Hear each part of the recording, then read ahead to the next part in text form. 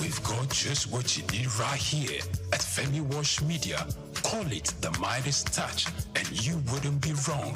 Let us record, produce, mix, and master your audio like nobody does. Reach us on our contact today for the best quality job.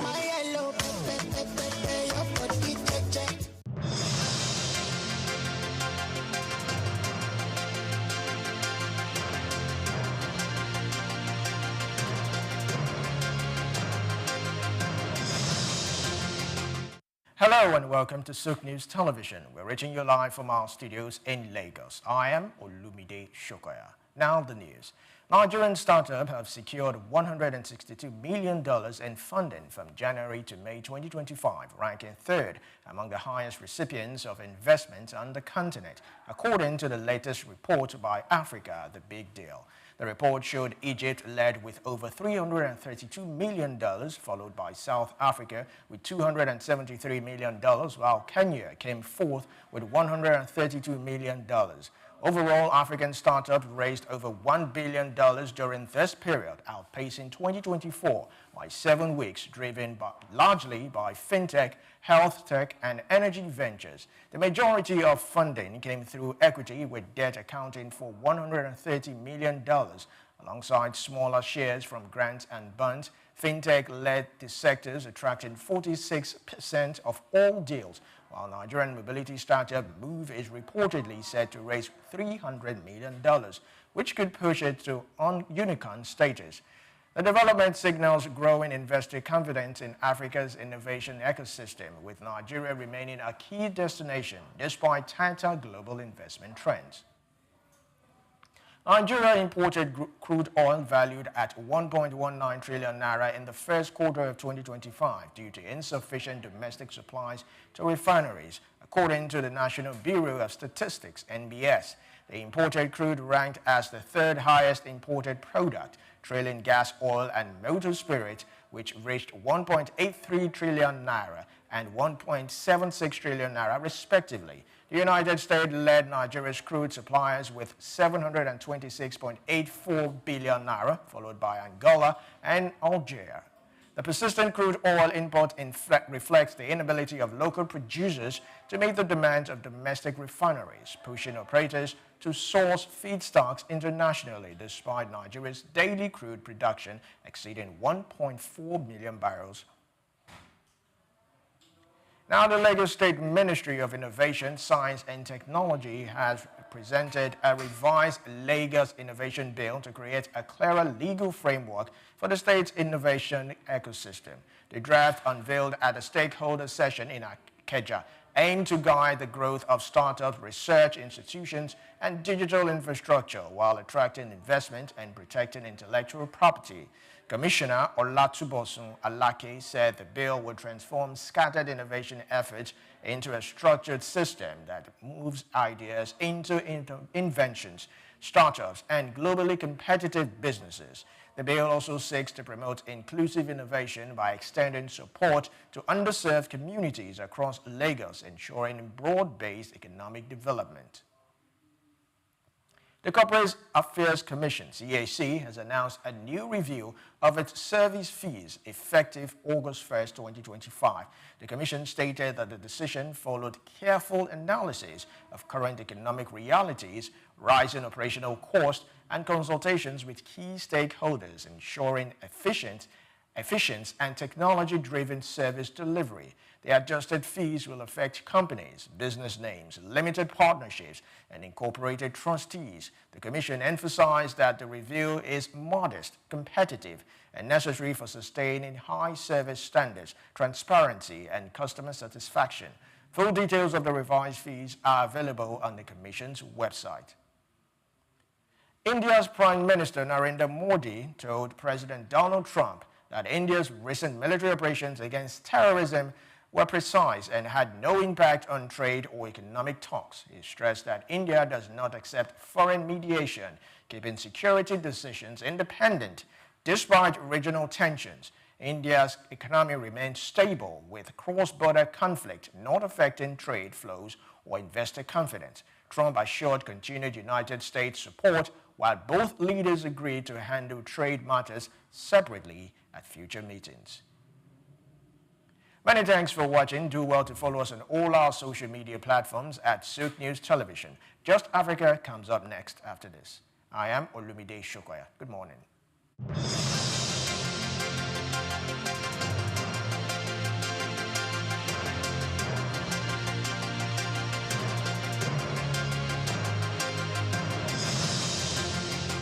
We've got just what you need right here at Femi Wash Media. Call it the Midas Touch, and you wouldn't be wrong. Let us record, produce, mix, and master your audio like nobody does. Reach us on our contact today for the best quality job. Lateef Jakande. Born Lateef Kayode Jakande in the Ekbetedo area of Lagos Island, Lagos State on July 1929. He studied at the Lagos Public School at Enwawa, Lagos Island, then at Bonham Memorial Methodist School, Port Harcourt, King's College, enrolled at Ilesha Grammar School, where he edited a literary paper called The Quarterly Mirror. Jakande began a career in journalism in 1949 with the Daily Service and joined the Nigerian Tribune in 1953. The owner, Chief Obafemi Awolowo, appointed Jakande editor-in-chief of the Tribune in 1956. Jakande established John West Publications in 1975 after leaving Tribune and began to publish the Lagos News. He served as the first president of the Newspaper Proprietors Association of Nigeria, NPAN. Jakande ran for election as executive governor of Lagos State in 1979 on the Unity Party of Nigeria platform. His administration was effective and open and implemented the cardinal policies of his party. He introduced housing and educational programs targeting the poor, building new neighborhood primary and secondary schools, and providing free primary and secondary education. He gave poor people's children education, and many of them are now very prominent in the society today. Jakande established the Lagos State University and constructed over 30,000 housing units. After the military takeover in 1983, Jakande was charged, prosecuted, and convicted of treason and later pardoned. He served as Minister of Works under the Sani Abacha military regime. He died in Lagos on February 11, 2021. Lateef Jakande was the first civilian governor of Lagos State. Lateef Kayode Jakande, SOUQ Enlightenment.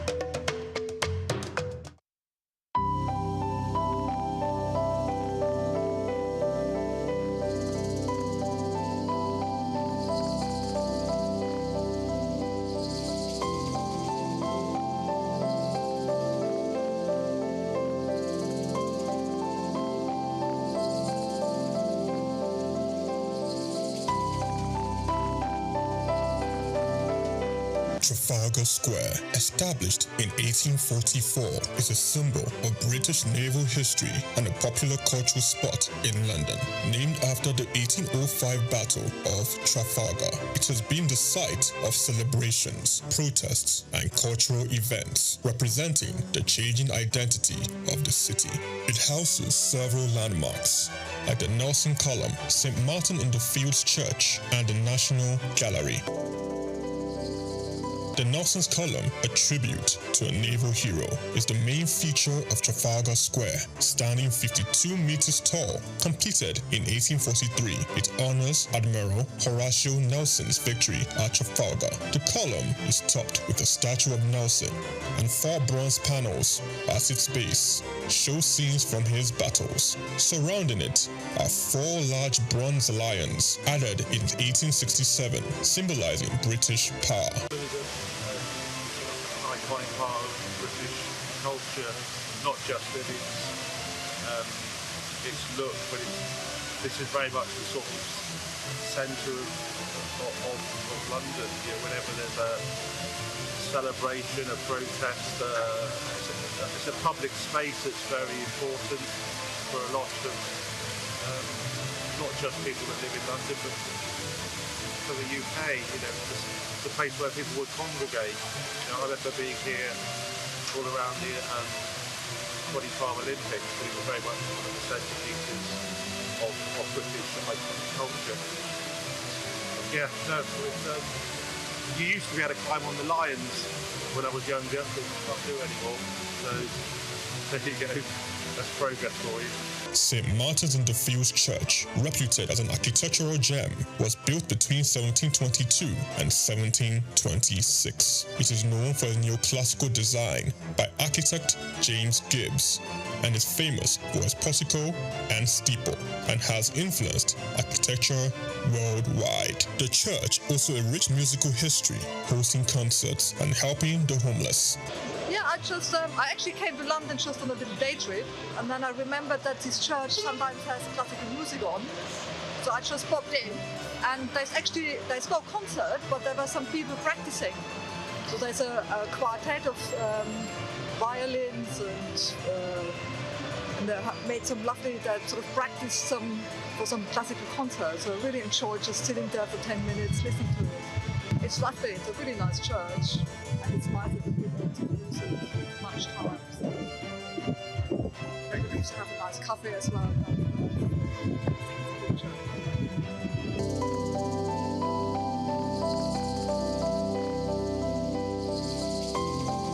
The National Gallery, founded in 1824, is a treasure trove of art.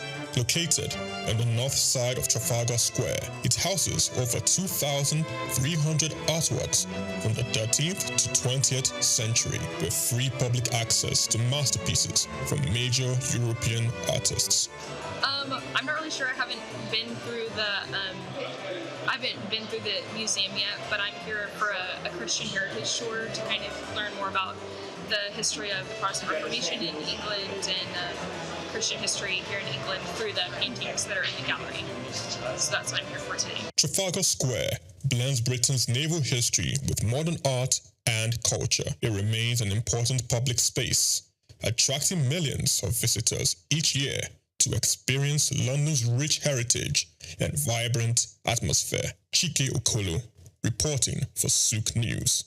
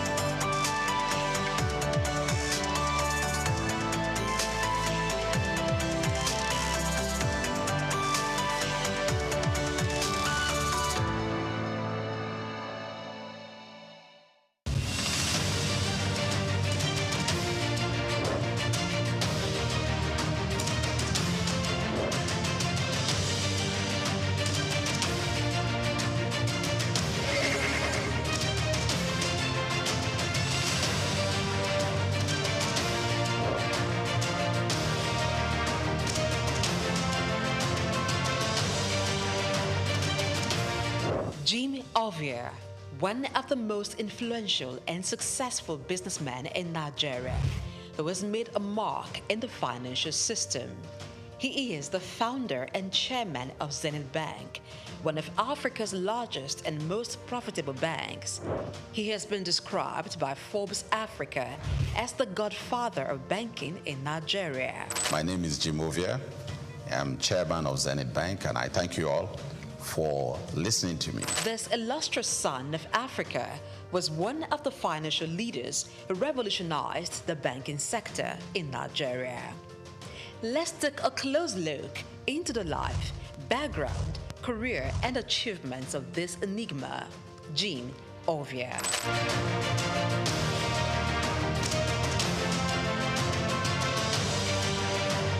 Jim Ovia was born on November 4, 1951 in Agbo, Delta State, Nigeria, to a large family as the second son of Chief Obi Olihe of Agbobi in Delta State. Being one from a humble background, Jim attended local schools as he had lost his father at the tender age of 4.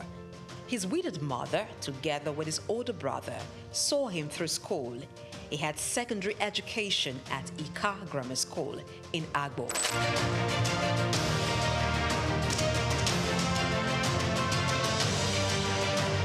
Due to his interest in business and technology, he proceeded to the United States to study business administration at Southern University, Baton Rouge, Louisiana, USA, where he obtained a bachelor's degree in 1977.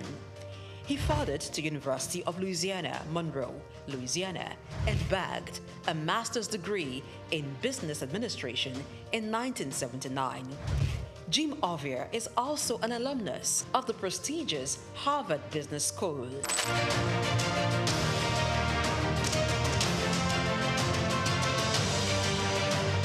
Jim Ovia worked briefly as a clerk in Union Bank in 1973 before proceeding for tertiary studies. Upon acquiring immense business knowledge from international institutions, he returned to Nigeria, his home country, and began a career in banking. He continued at this for years, working for banks such as Lion Bank, Merchant Bank of Africa, and International Merchant Bank.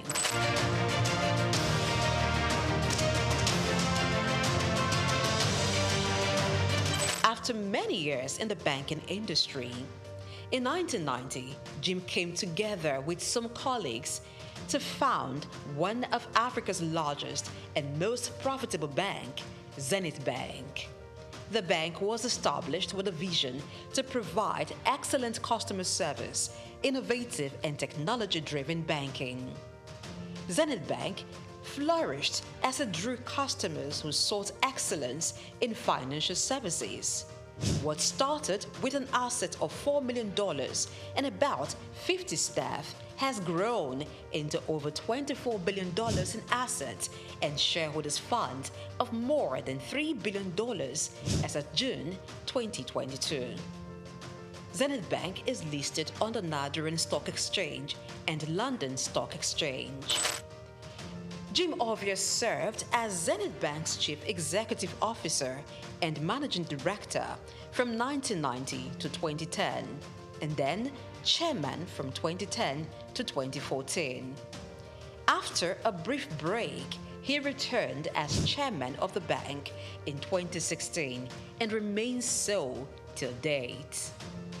Under his leadership, Zenith Bank has grown to become one of the leading banks in Nigeria and Africa, standing tall among some of Nigeria's first-generation banks of repute, a feat rare for second-generation banks established in a time of tension between military and civilian regimes and economic instability.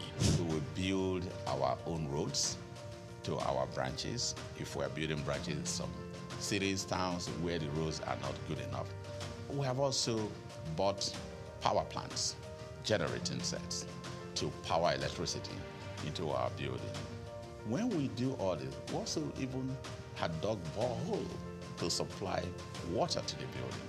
When we do all this, what I personally call it is BYOI, bring your own infrastructure or build your own infrastructure. Jim Ovia served as Zenith Bank's Chief Executive Officer and Managing Director from 1990 to 2010, and then Chairman from 2010 to 2014. After a brief break, he returned as Chairman of the bank in 2016 and remains so till date.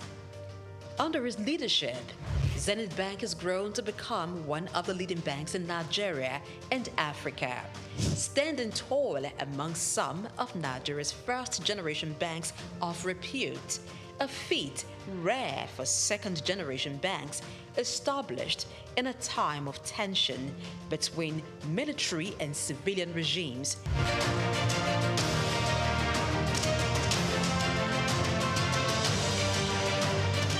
Zenith Bank has diversified its services to include insurance, pensions, stockbroking, and investment banking.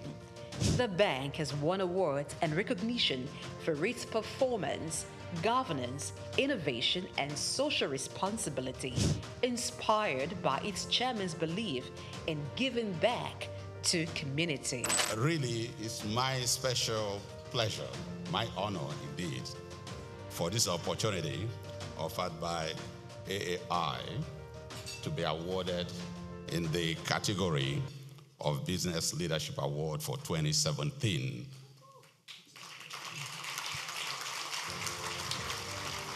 As an entrepreneur, Jim Ovia has made investments in sectors other than banking. They include oil and gas, telecommunication, real estate, power generation, media, and most recently, education. He is the founder and chancellor, James Hope University, Lekki, Lagos State, which has been approved by the National Universities Commission, NUC, to offer postgraduate degrees in business courses.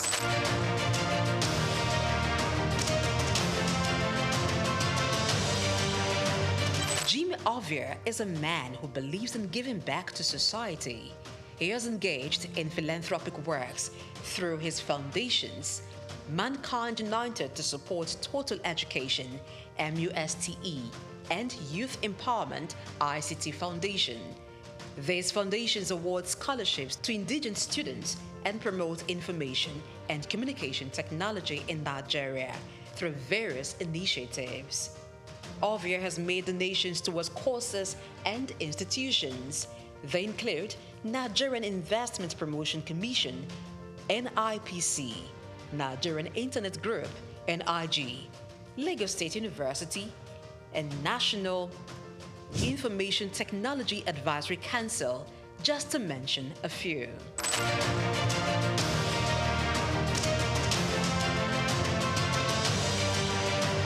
In recognition of his contributions, Jim Ovia is a recipient of many honors and awards.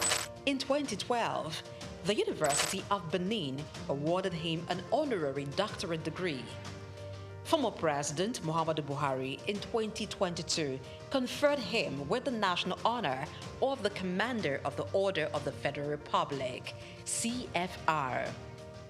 Also in 2022, Jim Ovia was conferred with the National Productivity Order of Merit, NPOM award by the federal government of Nigeria.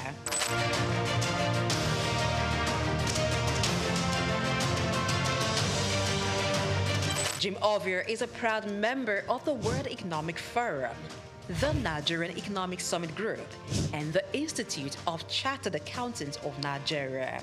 He is also a member of several boards and councils. We can't afford to lose depositors' money. We can't afford to lose money that belongs to stakeholders. So you must structure your industry in such a way that the best and nothing but the best are there. As chairman of Zenith Bank with more than 9% stake, Jim Ovia in 2015 was estimated by Forbes to have a net worth of $550 million. This net worth obviously has been surpassed since then.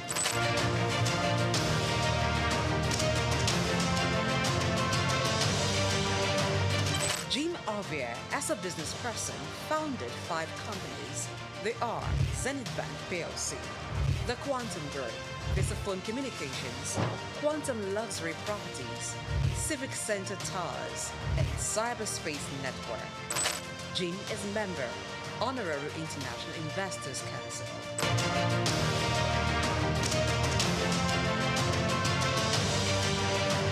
Kay Ovia is CEO, Quantum Markets Limited, a firm that offers stock brokerage services. She sits on the board of several organizations and is chairman, board of directors of Cyberspace Limited, a leading software engineering company. Cyberspace Limited is one of the pioneers in provision of internet services in Nigeria, providing network and software services. Kay being at the head of a tech giant in Nigeria, teamed up with her husband, Jim, to strategically deploy robust IT infrastructure at Zenith Bank, which resulted in the development of digital products and technology-driven banking in Nigeria. Kay is an alumnus of Enugu State University of Technology, SOUQ, where she holds an MBA in management. She is much given to philanthropy, with several initiatives to transform lives, particularly those of the underprivileged. One of her projects targeted at children and youths, Star Rising Talent Hunt, aims at discovering and projecting hidden talents.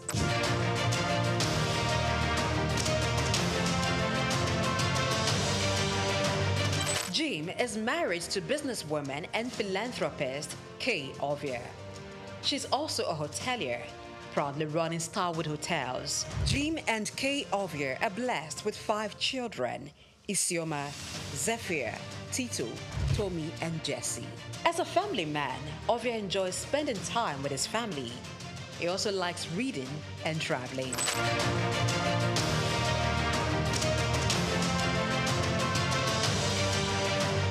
In order to pass on his vast wealth of knowledge on business and finance to African entrepreneurs, Jim Ovia authored a book titled Africa, Rise and Shine. The book was published in 2018 by Forbes Books. The book was written after he featured in an issue of Forbes, and it became the magazine's best-selling edition in Africa, that it had to be reprinted 4 times. The book, Africa Rise and Shine, paints the picture of his humble beginning from the small town of Agbo in Delta State, and against all odds, pushed through to become a global business icon, while providing insight on how to conquer challenges in African markets, taking advantage of the opportunities.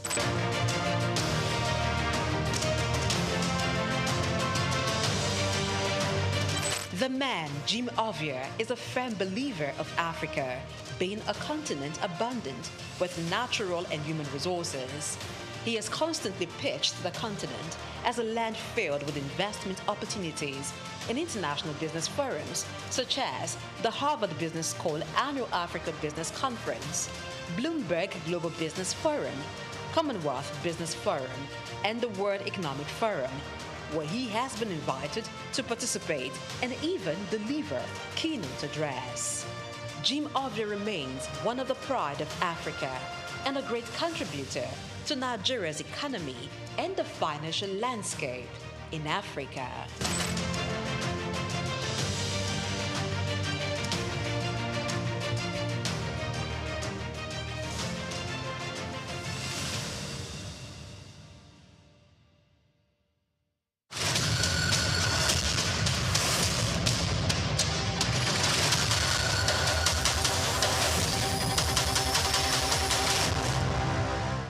Known as the father of African literature, Chinua Achebe was born on the 16th of November 1930 in Ogidi, now Anambra State, eastern Nigeria. He was born to Isaiah Okafor Achebe, a teacher and an evangelist, and Janet Anenichi Iluegbunam, a vegetable farmer. Achebe has reshaped the global understanding of African identity through the power of storytelling. Raised during the twilight of colonial rule, Achebe's education was steeped in both Igbo tradition and the Western values of post-colonial Christianity. As a student at the University of Ibadan, he became fiercely critical of how Africa was portrayed in Western literature. Achebe believed that Western literature often painted Africa as a dark and primitive continent, but he sought to tell the African people's lens. In 1958, Achebe's groundbreaking novel Things Fall Apart shattered colonial narratives through the tragic story of Okonkwo, an Igbo warrior. Achebe illuminated the complexities of African culture and the devastating effects of European colonization, Things Fall Apart became more than just a novel. It became a symbol of African resistance against the oppressive narratives of colonialism. Achebe was not just a writer. He was a passionate advocate for African self-determination, and his political activism made him a critical voice in the post-colonial era. Even after a life marked by personal and political struggles, including a car accident that left him partially paralyzed, Achebe continued to inspire. He taught at Bard College and later Brown University, where his influence reached new generations of writers and thinkers. He was married to Christiana Chinwe Okoli, and they had 4 children. Sadly, he died in March 2013 at the age of 82. Chinua Achebe's legacy endures in his novels, his essays, and in the countless voices of African writers who follow in his footsteps. He gave us a voice, a story, and a vision of Africa that is ours to share.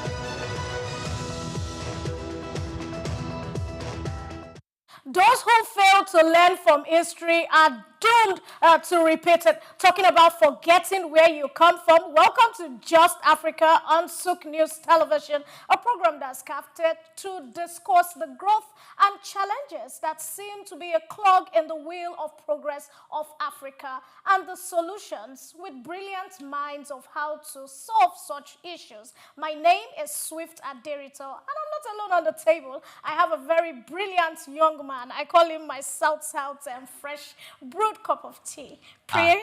Good morning. Good morning to you, Swift. How are you doing? I'm okay. How are you? I'm fine.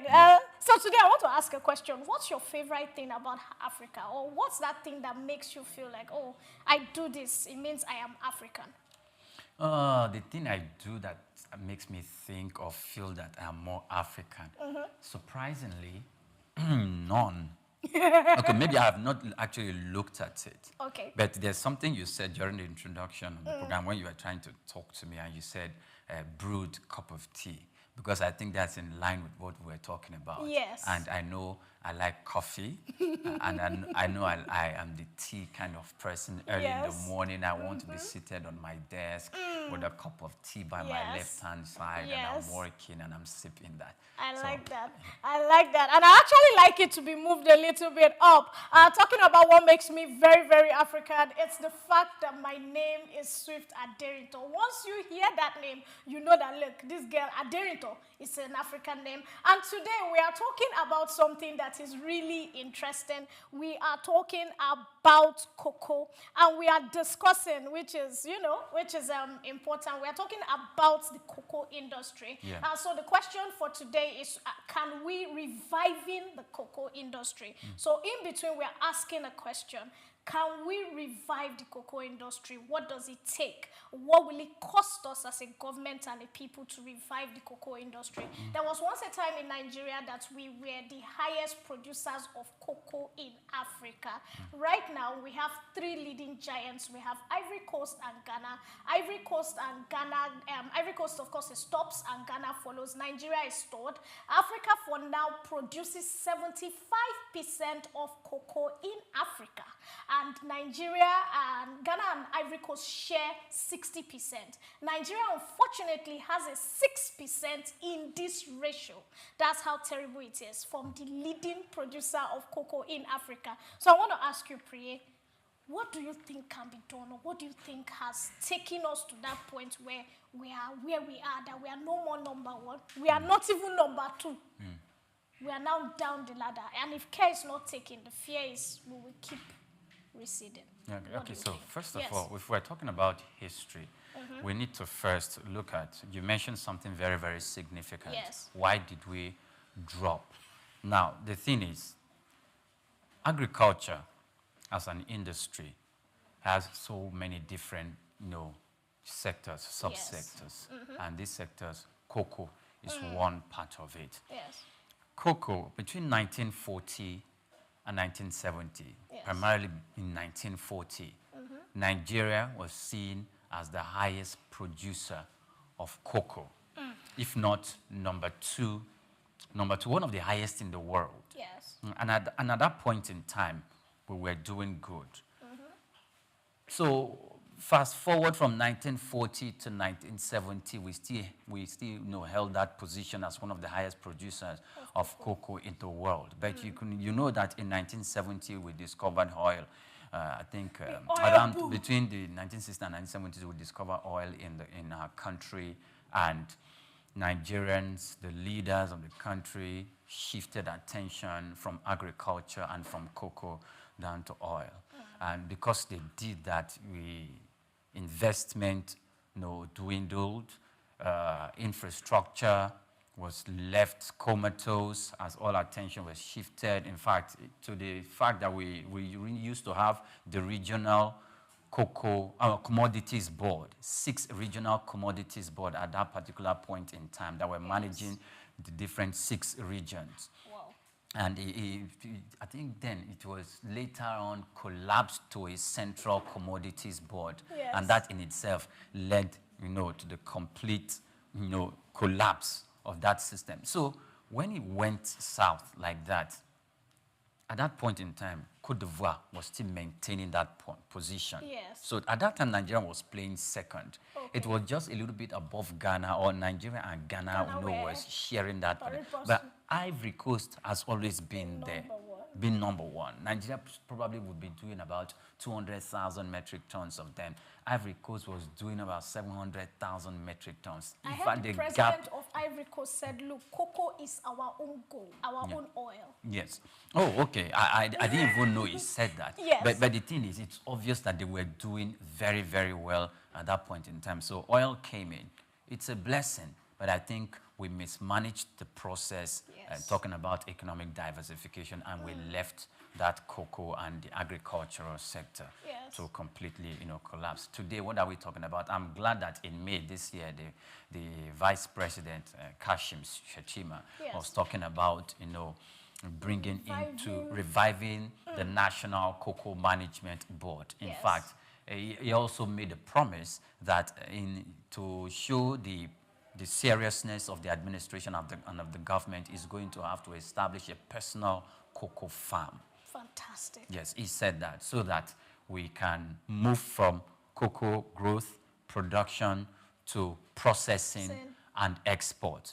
And he mentioned other things significant that at the moment you look at it, we can be looking at maybe a few thousands of dollars for cocoa. But by the time you turn it around, you can have 9,000. When it is processed, you can have 30,000. And when other values are added, we can migrate from 30,000 to 50,000. Wow. So if we are not maximizing the process, it's going to be that now you say we are in the 6th position. No, third. We are still third. We're still third in Africa. Which is shocking in Africa. 6th in Africa. In the world. Yes. 6th in the world. If we had been consistent, I don't think we would have dropped from the position where we were in 1940. And talking about consistency, so I was listening to the chairman of Cocoa Producers Association, and he said, look, we have 26 states in Nigeria that are capable of growing cocoa, from Taraba to Benue. And in Nigeria now, we are making most of our produce from Ekiti, Cross River, a bit from Edo. So they have like 3-4 states that are raising this 6%. So imagine if government makes a conscious effort to go into these other states and start to do that. Well, no problem. Guess what, ladies and gentlemen? I am about to take you on a break, but I want to whet your appetite by letting you know that when we come back, I am going to be introducing somebody who is a spectacular guest. My guest is not just going to be coming in, he's going to be bringing in solid facts and statistics to give us deeper understanding. His name is Dr. Idausa Osamase. You also want to be part of the conversation, but of course, drop in your comments on all our social media platforms, and we are streaming live. We want to hear what you have to say or your thoughts on this issue about cocoa production in Nigeria and what can be done to revive this industry. My name is Swift. Don't go anywhere. This is The Break. I'll be right back.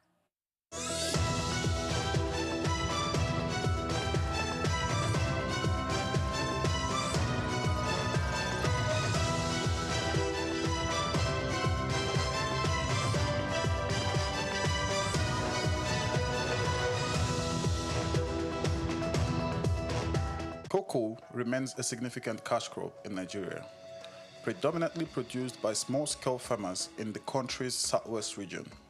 Historically, cocoa served as a major source of foreign earnings until the 1970s, when the discovery of petroleum shifted the focus away from agriculture.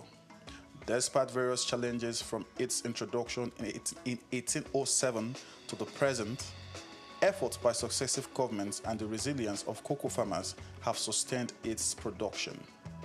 To better optimize productivity and ensure fair prices for farmers and high economic returns for the government, the Cocoa Marketing Board, CMB, was established in 1947.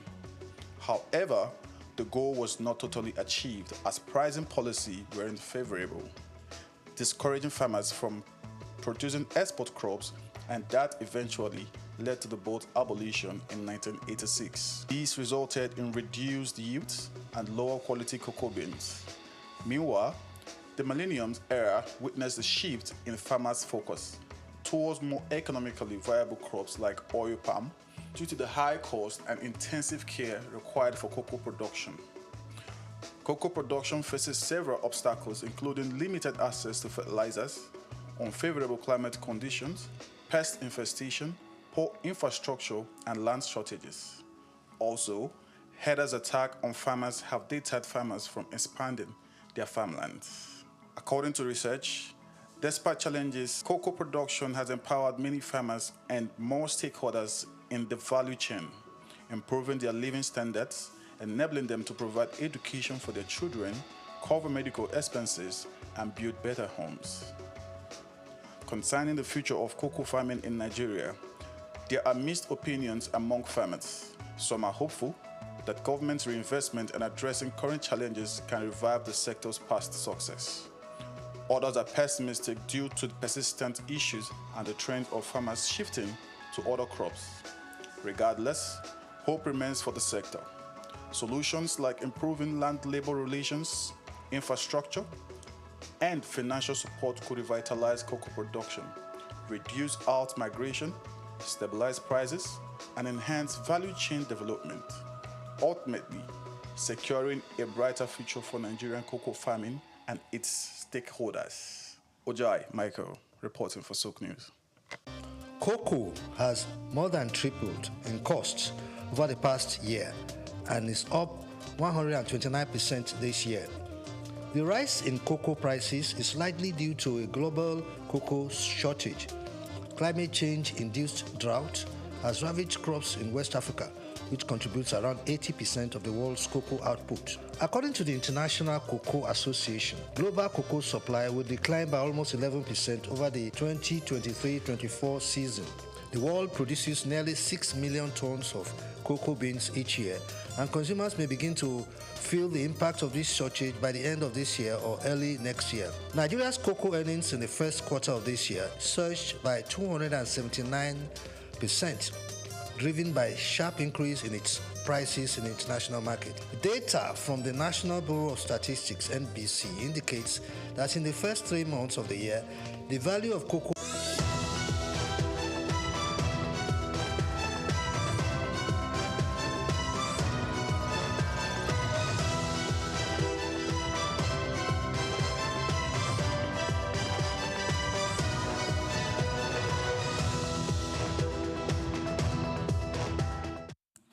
welcome back. Africa sits as the largest exporter of cocoa for the world, as it exports over 70% or 75% of the cocoa being used all over the world. We have Ivory Coast, we have Ghana, and of course we have our own very dear own Nigeria. Today we are talking about reviving the cocoa industry in Nigeria, using Nigeria as a case study for Africa.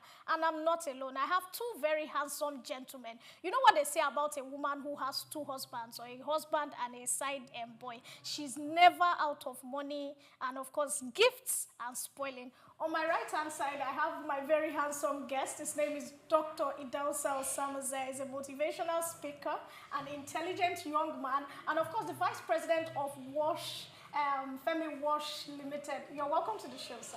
Good morning. It's a blessing to be here this morning. This is as Dr. Daniel. You look handsome. I like your tie. You look good. Simple. And of course, with my left hand side, my co-anchor.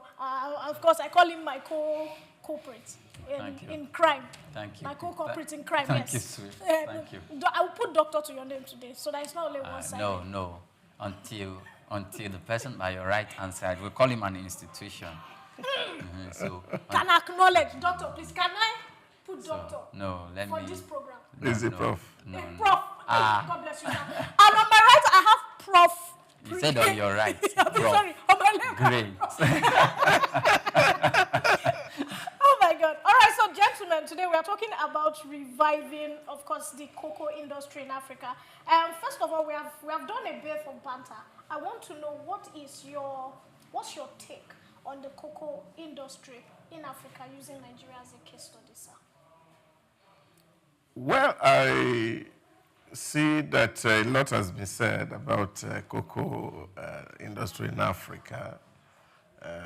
As you rightly said, from Cote d'Ivoire to Ghana to Nigeria. The industry has evolved over the years, and I think a lot has happened. I used to be in a class of a very known professor of economics, and this argument came up on a time. Why do Nigerians stop farming cocoa? You see, the challenge are many for us.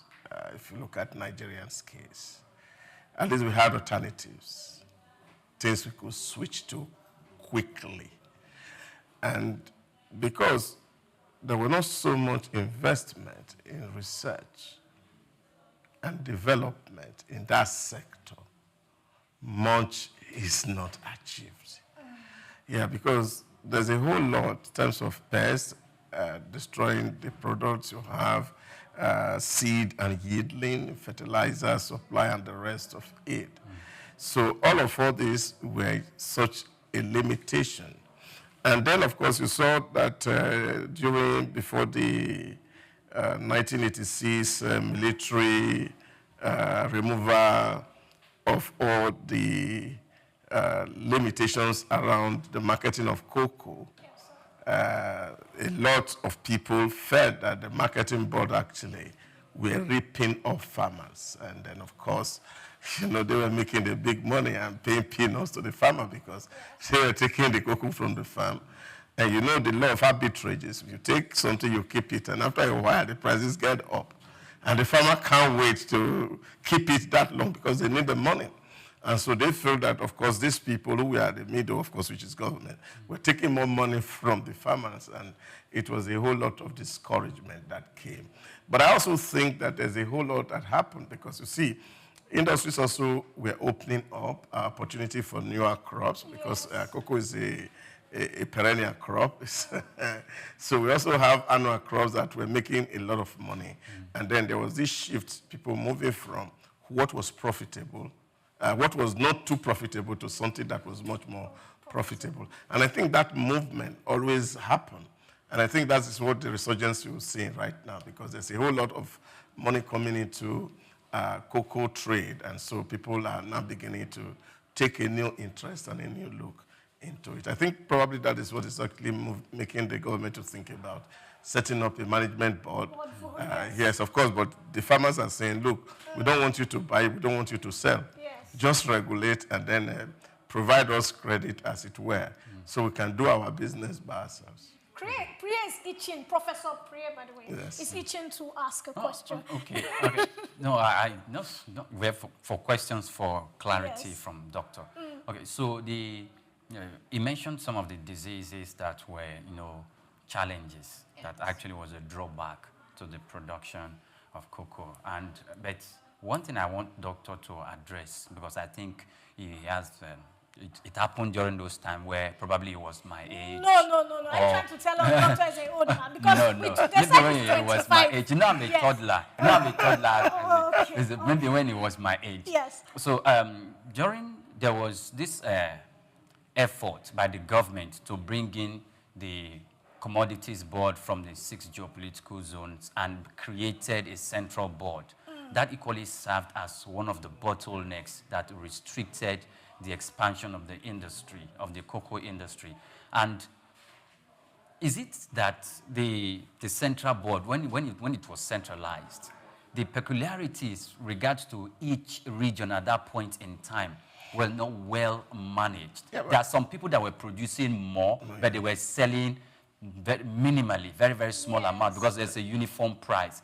Did that contribute to the bureaucracy and the drawback? No, I don't think that was necessarily it. I took this on with Professor Tomori, God bless his soul, some years ago, and I said, I think African scholars need to do a lot of more research and see why some certain things happen. Because I remember sitting there in the class and we're talking about how people left agriculture to pursue oil money. And I think Priya has alluded to that already this morning. That because we found oil, people shifted from oil. I have grown up as an Edo boy. At least we have oil around near our backyard. I have never seen oil money since I was born. And I don't think my father ever pursued it, and I don't think my mother ever pursued it. So it would be wrong for scholars to come to table to argue that the reason why my father wasn't tapping rubber was because he saw oil money. And I told the professor it was wrong. Because you need to have gone to the field to go find out why people were not doing what they were doing. At that time, as a young boy, I grew up to see that, of course, we were tapping rubber. And very early in the morning, we go to the farm, tap rubber, come to school, and then finish from school, go and collect the one you had tapped in the morning. And then on Sunday, you are a big boy, just like you said. If I was still tapping rubber, I would have been able to give you money this morning. But unfortunately... I just need to inform you, Dr. ATM is somewhere here. We all know the PIN. Is this a way of saying we shouldn't access that ATM? Well, yes, because the money is no longer there. That's the point I'm trying to make. So the money was there at that time, and you wake up in the morning on a Sunday morning, you are a big boy. So we were less dependent on our parents, and we're actually contributing to their economy. Yes. Now, something happened one morning, and we woke up on a Sunday morning, and the guys came to buy rubber, and then they went away. And they said, of course, money didn't come. Because at that point, when the market was at its peak, what was happening was that even the people who were the middlemen come to the farm to give you money in advance. Wow. So there were variations in pricing. So if a man who buys, I understand that this other guy is buying from you, and he will top it with 1 kobo. Okay. So there was this competition. And for us who were tapping, we're just going to the farm and then, of course, just giving rubber. And then this thing happened, and they said, a week, we didn't see money. 2 weeks, there was no money. Wow. 1 month, no money. 3 months, no money. In short, those guys who were the middlemen, they started to run away from the village. Why? Because children were almost going to lynch them. Because they thought that they had taken their money and they had abandoned them. And I remember on one certain occasion, one of them had to take one of our uncle to Saple because that was the shipping port for rubber. And see, the one we brought in the last 1-2 months, they are here. Nobody is taking them. Oh, my God. And nobody was taking the rubbers. So they couldn't sell. And that was because while we were making so much money from rubber, we didn't invest in the value chain. Okay. Yes. So we were depending on the West to take the raw rubber and use. Of course, that same happened with groundnut. Yes. So groundnut, usually you remember, still up to tomorrow, they call it a groundnut oil. Yes. It's only now we're trying to change the name to vegetable oil because it was a major source for cooking oil. Yes. And when, of course, the price of groundnut became too expensive, new technology came, the blending of kernel came, which was quite cheaper. And then that affected the pricing for groundnut. And in that same era, you find that, of course, concentrates were made from Europe, that people who were hitherto buying cocoa to produce beverages were no longer going to rely on cocoa as much. Yeah. So they were going to be relying on concentrates to produce Ovaltine and the rest of them, which even, of course, the company, especially the Odwa group, was producing Ovaltine at that time. So they were now relying on concentrate. And what happened? A lot of people lost interest in that farm because the value that was coming to the farm was not as it used to be. Yes. And of course, you know, for every businessman and farmers, all you are looking for is value. You want more money. And if the product is not bringing you money, you must have to divert your energy to what will bring in more money. So, and I think these are the trajectory around agricultural produce in Africa. And like I said, the major reason is because we're not adding value to it. Imagine that, of course, we were the major consumer of these products. A lot would have happened for us so that we don't really need to depend on their market. But if you ask me now, what is responsible for this resurgence? You will also discover that today there's a shift in analysis. That people are expressing fear about so many processed products, and people are going back to natural, organic products. So this is what is actually the one that is creating the resurgence in this industry. And I think we need to do a little bit of research as Africans, so we are not not understanding our reality or the root cause of our problem, and then we'll be treating symptoms. And I think these are the issue. But you see, take for example, he also mentioned about the newly proposed bill to establish a management board for cocoa. Now, if you look at even the rationale, for me, it also seems very wrong. Because if you see, one of the key words that I underlined there is the fact that because Europeans are saying that, look, from December last year, they're not going to be buying any agricultural products that is not deforestation free. You know, I am a student of Kwame Nkrumah, and I love him so well. Because this is, again, some barrier and wedges that we are putting in here. Yes. So I think that we as Africans must do a lot to see, really not about managing how we are going to collect and sell outside, but to see how do we add value to what we are producing here and make it useful to us rather than continue to rely on the foreign markets. Okay. Yeah. Oh, you want to ask it? Yes, please do. Now, the European Union deforestation regulation was what you just referenced in this conversation. And knowing fully well that that is a continent or a climate that actually import most of this product from Côte d'Ivoire, from Ghana, and also from Nigeria. Côte d'Ivoire, that has been doing excellently well on that platform, embraced this policy that you just mentioned. And as a result of that, they've been able to map out 1.2 million farms in their country that is not going against the deforestation regulation that has been set by the European Union, because they know that they have a market there and they want to sustain the export of this product down there. Yes, it might be limiting some other countries or limiting Nigeria, but don't you think as a way of sustainability, even though you are chasing the economy and value and what it can bring to your economy, sustainability is very, very important because of climate change. That is why this policy is in place. Do you think if we embrace it the way Côte d'Ivoire has embraced it, we will be making good sense? Because this is climate change and we need to maintain the environment, global standards. Yeah, but when you look at it from different perspectives, the first perspective you're going to look at is, as Africans, we have 60% of the global uncultivated land. Yes.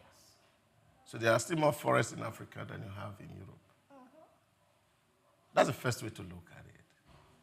Number two, African is not as susceptible to climate challenges as Europe's are. Yes. So why are these regulations in place? Is a key question to ask. Is to control what you produce, and I think that's the essence. And that's really why I feel that for us, you see, because if we're making more money, what happens? A lot of people get into it. Yes. So if we get into it, which means we're going to clear a lot of forests to plant cocoa. And they are not going to buy our cocoa because we are cutting down trees. Yes. Now, what that means is that, so just look at it from that perspective. So cocoa themselves are forests. Yes. Have you? So if you're actually talking about climate, in short, the more cocoa we plant, the more green and oxygen that is available to our environment. Yeah. So how does that reduce or contribute to climate issues? And that's why I say, really, as Africans, we must sit down as a continent to look at ourselves and tell ourselves that we need to own our yam and our knife. And not over-rely on some of these issues, because these are all arrangements that are done here and there. What we're talking about is expanding the frontiers of production. So that we can have some we are using here, we can export some, and we can trade some, can add value to some, and that, of course, will cause our economy to grow, in my view. But when you now say, oh, you don't have land, and you are talking about forestation in Africa, deforestation in Africa, you should plant trees because you don't have one. Here we have enough of it. So it's to understand what the policy is actually meant for. And this is the problem, of course, like Nkrumah highlighted in his book, Neocolonialism, the last phase of imperialism, that you see that when they see that you are making progress this way, they find a way to close the door so that they can move you to a new direction. That will favor them. And then, of course, you have to start afresh, and you are invested. So I'm only just being cautious as an African that we are not going to continually be tied to the apron string of these Western powers who dictate policy issues for us. We should know what is good for us. We are grown-up men and women, and then we should be able to think and know what is good for our environment, what is not good for our environment, so that we don't just follow people's narrative that at the end of the day may not necessarily be adding value to us, and we cannot expand our frontiers so that we can become very, very profitable as a people. That's my point. Okay. So coming from this your narrative, sir, there's also a narrative from some of the cocoa farmers. They claim that, look, there are some states in Nigeria that they produce cocoa, in quotes, but they keep it hush-hush. And those states, they export, and it's not been documented. So some people are the slaves, the cash cows, the Ekiti, the Edo. Those are the slaves, in quote. Those are the people that are pushed forward, cross rivers. Those are the ones that tell you this is what we have produced and this is what we are giving to government. I'm asking, because I was looking through the whole new board. There is no policy that is insisting on pushing certain states like Taraba, because they call the names of those states. Taraba produces cocoa. We are not seeing any dividend from Taraba. But anything Ekiti produces, the eyes of the government are on it. In your view, do you think these are one of the factors that are mitigating against effective production and the revival of the cocoa industry in Nigeria? Well, I think it's hard to really do with what expertise and the level of enlightenment for some certain people. And only God knows as people experience of certain things. You know, growing up as a child, we didn't have plenty of the farm around us, but we had some scattered up trees. For us, they were edible fruits. We just lick the fruit and throw them away. Okay. Nobody was selling it. That's for cocoa? Yes, cocoa. Oh. So we wait for them to ripe. They ripe, we break it, lick the cocoa, the sweet part, and throw the seed away because we didn't know how useful it was. And the seed is the gold. Yeah. So that's the level of enlightenment, just like cashew. We have some scattered trees of cashews everywhere. People just eat the fruit and throw the seed away. but the real money is in the seed. So that level of enlightenment, I think that is what we need, really. That how people use some certain things.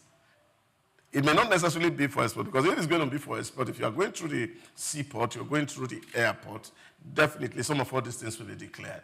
And we know where it is passing, except that they are using the back door to take them out. But I'm not saying, they said there's a back door. Yeah, so if people are using back door to ship, then of course customs should put their eye on the ground so that these things don't pass through the back door. But I think state government should also be interested, because what it means is that whatever thing that gets out, all the tax that come from it also come to the state. And that also makes some revenue for the state government, not just for the farmer alone, but the state also benefiting at the end of the day. But I think that what we really need is the level of enlightenment. I remember in 2019, we were having a meeting somewhere in Abuja, and that day, Professor Patu told me, I think he just came from Vietnam, and he was telling us a story that he got to Vietnam, and they were talking about the market for cashew nuts, and he was asking them, why didn't you come to set up in Nigeria? And this guy said, oh, we came some years back, but the environment was not friendly for us to be able to do business, so we went to set it up in Cote d'Ivoire. But the actual fact is that there are a number of tonnage that, of course, Vietnam actually require in Nigeria. But as at present, we can only do about like 50 to 60%. So which means there's still room for like 40%, which is not covered. So which means if we do more farm really for cashew, there is going to be a lot of value for us. And people are thinking of what to, and it's productive. I saw a young man who told me he invested some money in cashew gathering. And he said his cousin who does the trade stays in the UK. He come to Nigeria between February and July and gather, and then move back to UK. After spending the money, he come back the next year to gather. And he's making real money from it. So if people know that there are opportunities in this trade and business, and it's clear to everybody, it's not a secret that is hidden from some other persons, I think a lot of people will take advantage of it. So what is missing in our environment is the fact that we need to put emphasis on enlightenment, so that we know that, look, these things, there's value that come to its farmers. So rather than people stay outside, they are also part and parcel of that ecosystem that is producing this value, and then, of course, Nigerians get better for it, and Africa at large will, of course, be better. Okay. All right. So, Doc, what is the role? What is the role of the Commodities Board? Now, the reason why I'm asking that question is because in the exploits that Cote d'Ivoire and Ghana has done for cocoa, and to also make sure that they cover every nook and cranny from the value chain to processing and to export, targeting the market and sustaining that market where they have targeted, because that is where they get their foreign exchange. What's the marketing board in those countries are playing a very great role, especially in Cote d'Ivoire, that is producing about 700,000 tons today as we speak, and Nigeria is just doing about 200,000. And I think we've moved up a little bit now to about 305,000. Yes. So what can we learn through the instrument of the marketing board from Ghana and Cote d'Ivoire and replicate same, so that at least we can move up higher? Yeah, I think the whole idea, which of course this will become something like the right direction to actually take, is number one, the marketing board, if you set it up and they run properly, first and foremost, should invest in research, development of seedlings, so that you can have maximum yield. Today, Israel talks about precision agriculture, where you can plant 10 trees of orange, and you can determine the tonnage you want from that orange, depending on how you feed that orange. Precision. So if we say we are going to get 10 tons, it's 10 tons, and no waste. And those are products of research. And we named that. I remember listening to somebody a Nigerian who is a professor in Malaysia, and was saying that he was trying to invest in that effort in doing a research around our palm. And he was saying, look, if you look at the palm in Malaysia and see what it produces and the yield compared to the yield there, you'll find that it's far apart. If you look at rice, for example, if you plant rice in an acre of land here, what you're going to get as yield compared to what you're going to get in Thailand is far apart. Here it's about 3 tons. In Thailand, 16 tons. So that's huge value. And I think we need that serious research in farm produce so that farmers can actually maximize that. Even if you have a small farm, and then because the seedlings have been improved, somehow that you can generate yield. And then, of course, we have the right fertilizing for this yield and the support, the nutrient that is brought in. Here, people will be able to get what is right. Number 2, quality control, which is also very important. And this issue of quality control is one thing that we have also suffered a great deal. Yes. Take, for example, our cassava can't get into UK because they said it has some carcinogenic substance, and our yam too. But if you get to Ghana, it gets in there because a whole lot has been done by the board to ensure that there's standardization of the product that is leaving the country, that is meeting international standard, and it can get into any kind of market. Now, it is the role of the marketing board to be able to do all this and ensure that there is a standard that is kept. And I think this is quite fundamental, this is quite important, that we need a lot of enlightenment. A friend of mine said to me some years ago, he came to do some trading in Nigeria and came to buy garlic from Nigeria. So he said he took it outside. And then, of course, the pricing that he was given was quite high. So he went into a shop, and then, of course, the price he got in that shop was quite high. So he was making an inquiry, and he said, what's the difference? He said, this is organic. So this is organic, quite expensive. So he said it was one... Nigerian was organic? No. He didn't even know that what he had was organic. Yes. Okay. So he said, what organic? I said, of course, because there are no any additives to it, no fertilizer, it's just grown. So he came to Nigeria, and he said, how do you grow these things? And he said, well, we just plant it because our environment is used to it. We don't add anything to it grow. I said, but that's organic. And that's the most expensive. Yes. The most expensive. You see, because we don't even know what we're selling.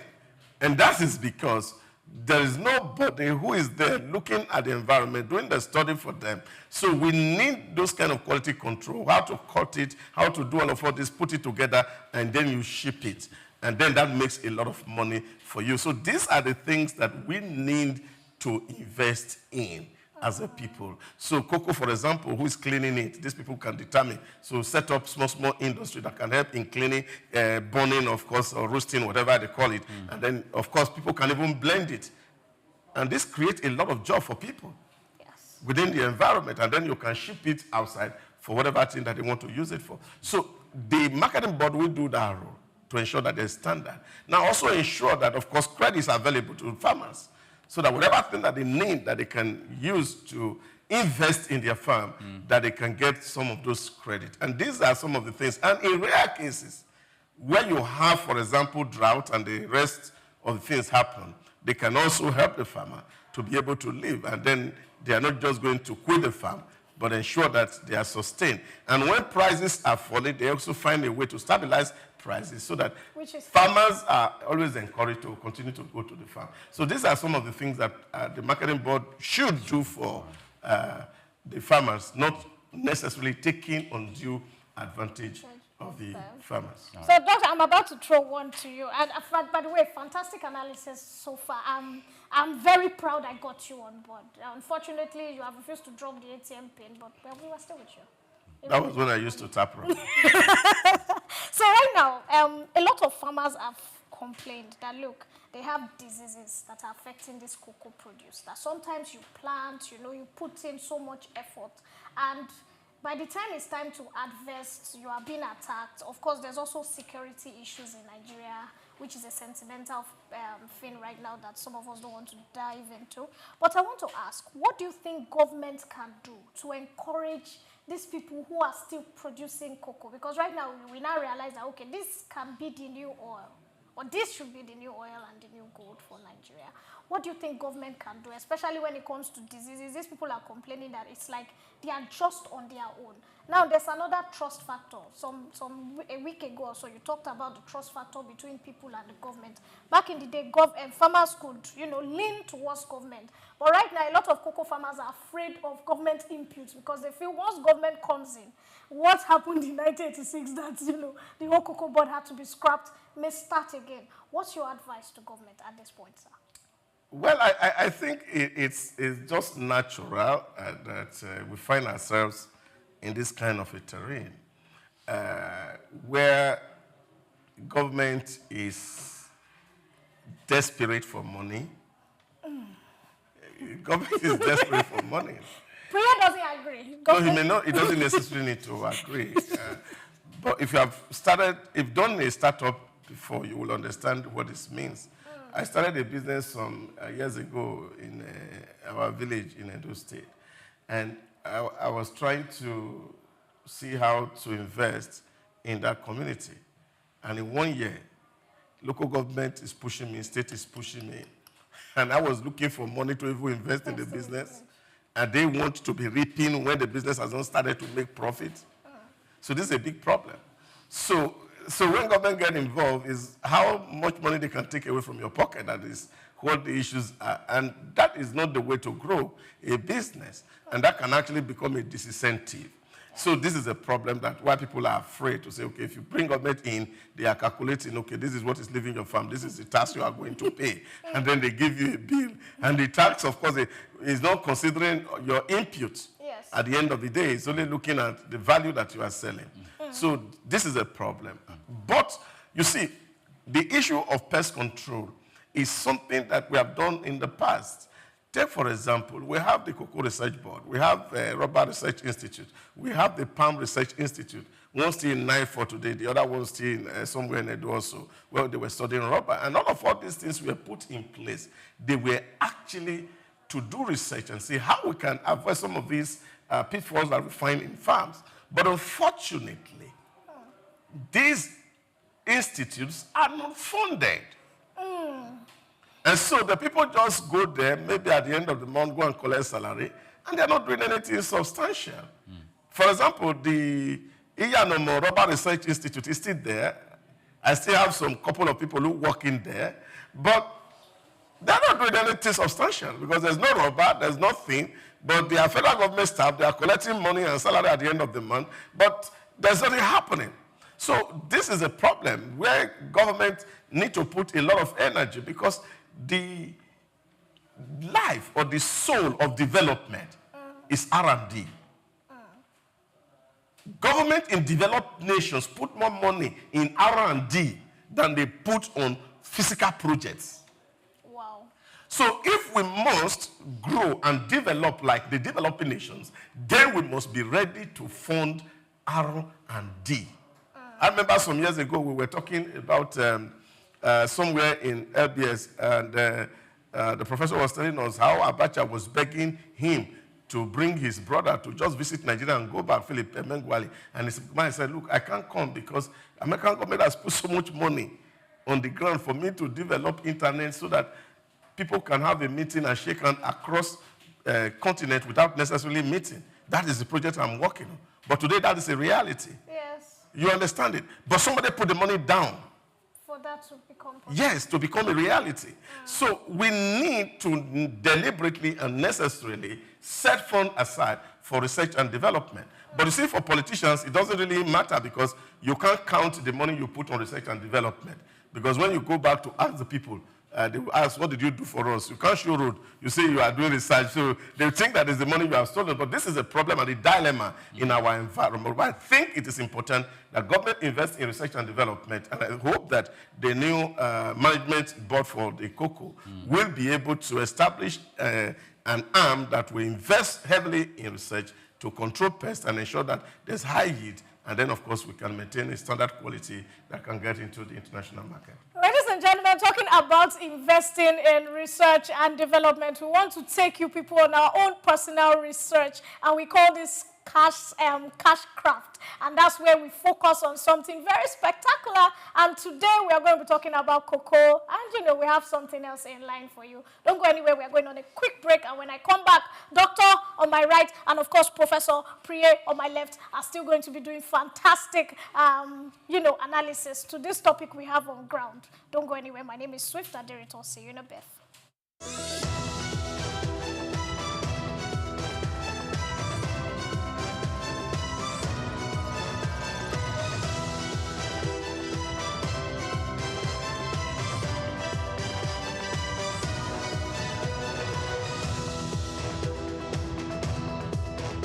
I love cocoa because of my everyday cup of coffee. You may not be a lover of coffee like me, but I want to believe that you would like to make money from cocoa if you have your way around it, isn't it? This is Cashcraft, where we share with you insights on how to make money out of different business ideas. You might already know, but feel uninterested. You might even not be aware and just feel lost in the crowd trying to find what best suits you. Whether you know or not, it can only get better when you are open to more knowledge and great ideas. My name is Grace Komolafe, and I want you to join me as I spy into the cocoa business. No hypes, just what works. Everybody knows cocoa, but not everyone knows the many things it's used for. When you hear cocoa, your mind jumps straight to the chocolate, sweet, dark, rich chocolate. But cocoa is far more than a one-trick bean. Cocoa comes from the cocoa tree, Theobroma cacao, but the part used for cocoa and all the other products is the bean, which grows inside the tree's pod. The cocoa tree produces large, colorful pods. Inside each pod are 20 to 50 cocoa beans surrounded by sweet pod. The beans are the real stars.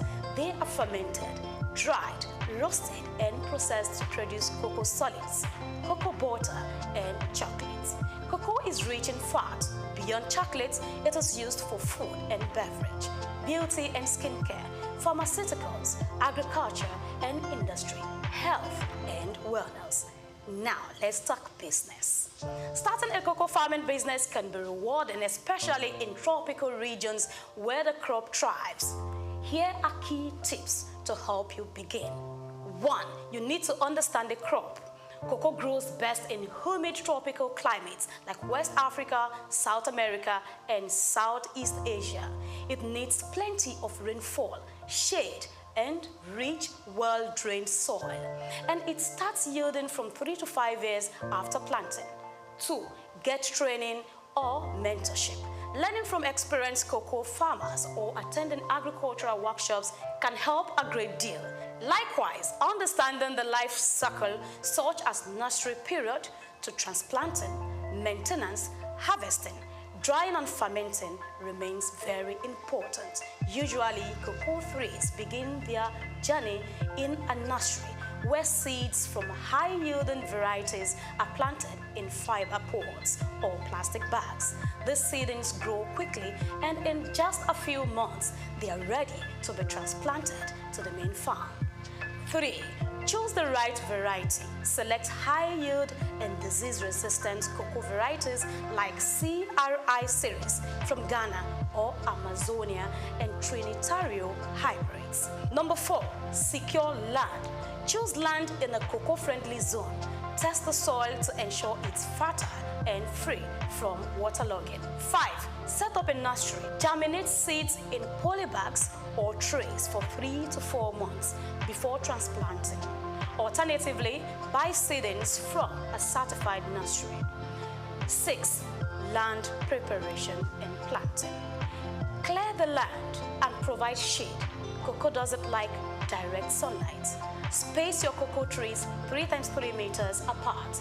Include shade trees like banana or plantain in the early years. We move to 7. Now, regular maintenance. Weeding, pruning, mulching, and pest disease control are crucial. So apply manure or fertilizer as needed. Number 8 tips you need to know is harvest and post-harvest handling. Cocoa pods are ready when they turn yellow or orange. Harvest with care Don't damage the tree. Ferment beans 5 to 7 days and dry them thoroughly for quality. And now it's time to make the cash. The number 9 tips is to market and sell. Connect with local cocoa buyers, processors, or cooperatives. Remember that quality beans fetch better prices. Hence, focus on good fermentation and drying. Lastly, I bring you the number 10 tip. Think long term. Cocoa is a long-term investment, so be ready for it. No complaints or over-agitation. Consider forming or joining a farmer cooperative for support and better access to resources. May I add that to begin a cocoa farming business, it is important to establish a comprehensive business plan.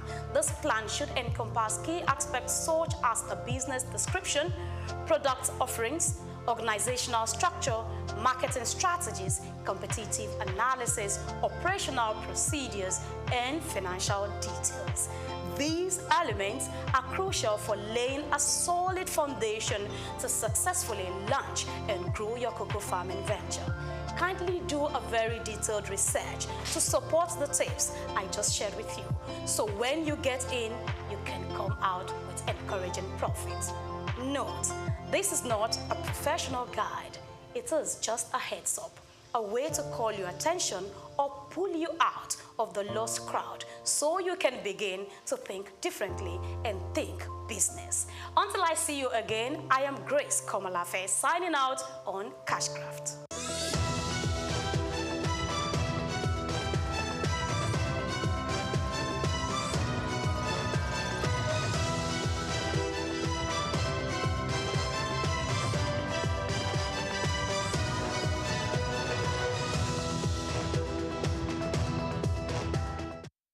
Grace Komalafe for that wonderful job. It was so enlightening. I know you've been enjoying the show thus far. My name is still Swift Aderito, and today we are talking about reviving the cocoa industry in Nigeria, using it as a case study for Africa economic development and growth. And of course, I'm not alone in the building. I have two handsome gentlemen. You know, they always tell you Jesus always moved around with his disciples. Some were lawyers, some were carpenters, some were fishermen. So you always move with people that are smarter than you. At least they are bringing something to the table, and this table is full. On my right-hand side, I have Dr. Idauza, full of a lot of, you know, money, dollars, pounds, and of course, enlightenment to share. How are you, sir? I'm cool, and you? And on my left-hand side, I have the acclaimed Professor Priya. Priya, how are you? I'm okay. Okay, yes. so Doc. Wait, now Okay. you said what? You said we were out of time you're always before. running into You said we were out of time before. Nigerian politician just wants to share money. Calm down. We're with you. Okay. So ask your question. Yeah. So from 1940 to 1970, we were on our peak in cocoa. That's 30 years. But the thing is, what you can see from that system is that for us to develop the cocoa processing plants and all those industries did not come to life. Neither did it come to fruition. Why? And that's one part of the areas that the Côte d'Ivoire, the Ivorians, and the Ghanaians got it right. What happened 30 years? What were we doing? Yeah, but again, I think what eventually happened to us, to even say them in very clear terms, somebody described it as the feeding bottle type of federalism that we started to practice, that every month people take their cab to Abuja to go and take allocation. Made it very difficult because when those areas you talked about, what we have was regional government, and every region was struggling and they were competing hugely. Awolowo was funding, for example, free education in the West here.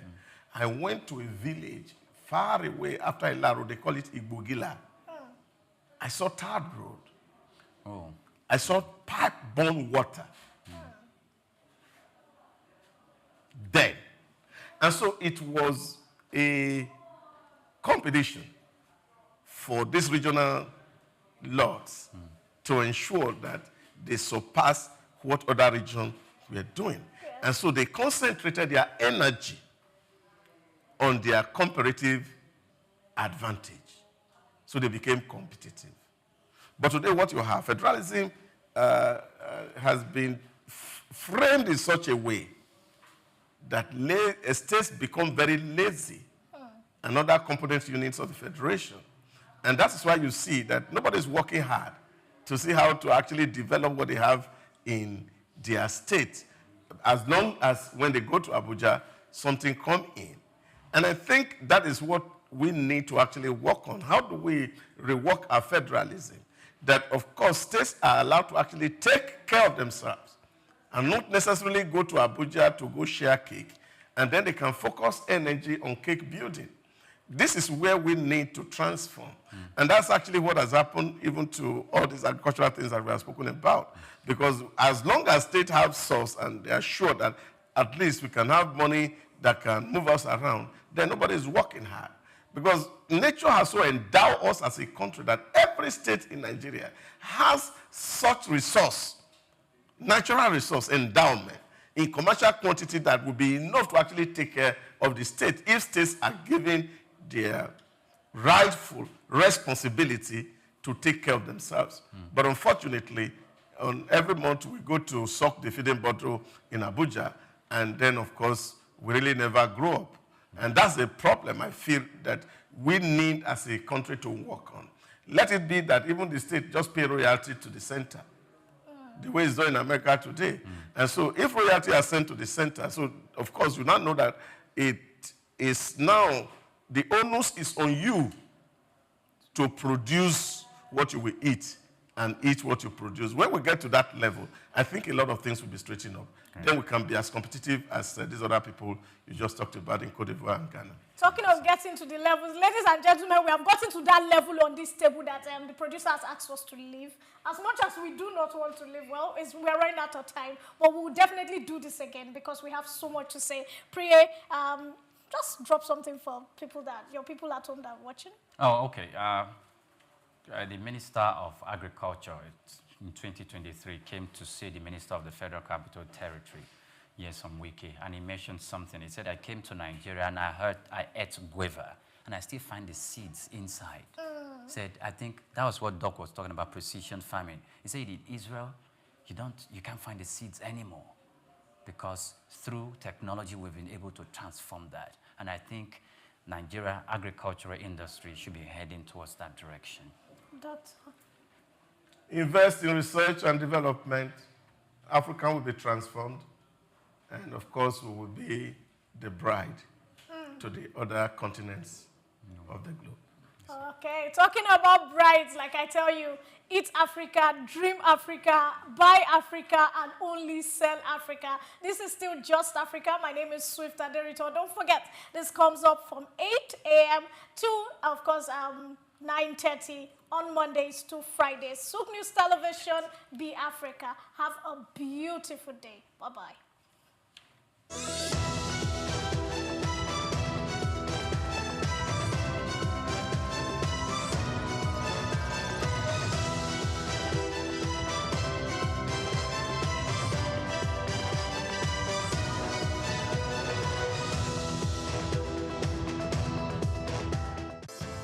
Nigeria, rich in traditional and cultural heritage, is intentional about promoting history and retaining cultural values. The country has succeeded in preserving its identities and that of the forefathers for ages through folklores, folk tales, traditional ceremonies, community-based initiatives, cuisine, and most notably, museums and cultural centers. These institutions serve as invaluable repositories of history, ensuring that future generations remain connected to their roots and appreciate the diverse cultural tapestry of the nation. In Nigeria, there are over 38 museums comprising national, state, and privately owned institutions scattered across the country. Each of these museums plays a crucial role in safeguarding Nigeria's vast historical wealth, with collections that reflect the uniqueness of different ethnic groups, traditional practices, and historical transitions over time. In Lagos, the National Museum, located at the center of the city in Onikon, claims a notable collection of Nigerian art, including pieces of statuary, carvings, archaeological and ethnographical exhibits, among others. Of particular significance is the terracotta human head, known as Jema head, dated between 900 and 200 BC, which is part of the renowned Nok culture. The piece is named after Jema, the village where it was discovered. The museum is administered by the National Commission for Museums and Monuments and remain a key educational and historical attractions for visitors. Another prominent artifact housed within the museum is the famous Benin bronze head, an evidence to the artistic excellence of the Benin Kingdom. The museum has a lot of functions, some of which are to educate, to entertain, research, interpretation, conservation and preservation of our cultural heritage. And the museum was established, Lagos Museum particularly, was established in 1957. It was formerly referred to as Department of Antiquities. So, well, the journey so far has been interesting because, we are here, to showcase our cultural heritage, not just to the country, but to the world. And we've had, we have series of, events that we do, that involve the community. And because of that, we create that awareness that this is where you can come and, see and feel your cultural heritage, your traditions, your history. Because it is said that a people without a history is a people without identity. So the museum portrays this to the people. And over the years, that is what we've been doing. Through education, community participation, we have galleries, that we display some of our objects, our antiquities, that showcase our patrimony and all there is to know about our cultural inheritance. And so the museum, has been doing that over the years, and, we still keep doing more. The Lagos National Museum was founded in July 1957 by English archaeologist Kenneth Murray, following the submission of architectural sketch in 1948 at a conference on museum policy in Nigeria. Kenneth Murray collected several traditional masks from Cross River State to display in the museum's early years, according to historical records. The primary purpose of structuring the museum was to preserve Nigeria's historical artifacts and cultural heritage. Fortunately, that vision has remained alive to this day. The museum serves as a significant tourist attraction for Lagos residents and international visitors alike, offering an immersive glimpse into the nation's past. Some of the remarkable artifacts currently on display at the museum include the bullet-ridden car in which former Nigerian head of state, General Murtala Muhammad, was assassinated, pictures of previous rulers and presidents of Nigeria from different eras, a diverse collection of cultural drums, tools, and ceremonial staffs from various ethnic groups, historical crowns and caps of revered traditional rulers symbolizing their power and authority, photographs of Queen Elizabeth II and her entourage during her visit to Nigeria, reflecting moments of colonial history. It's so immense. Museum is a reminder of what the society is all about, because a number of us are missing the link.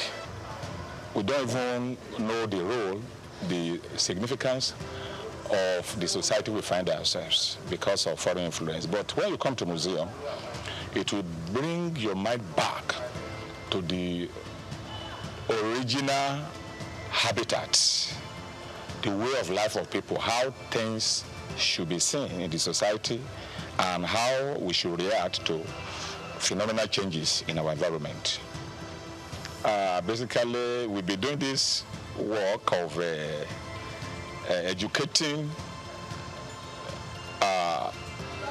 the general public, not only Nigerians, over 20-something years here, and the impact has been so tremendous.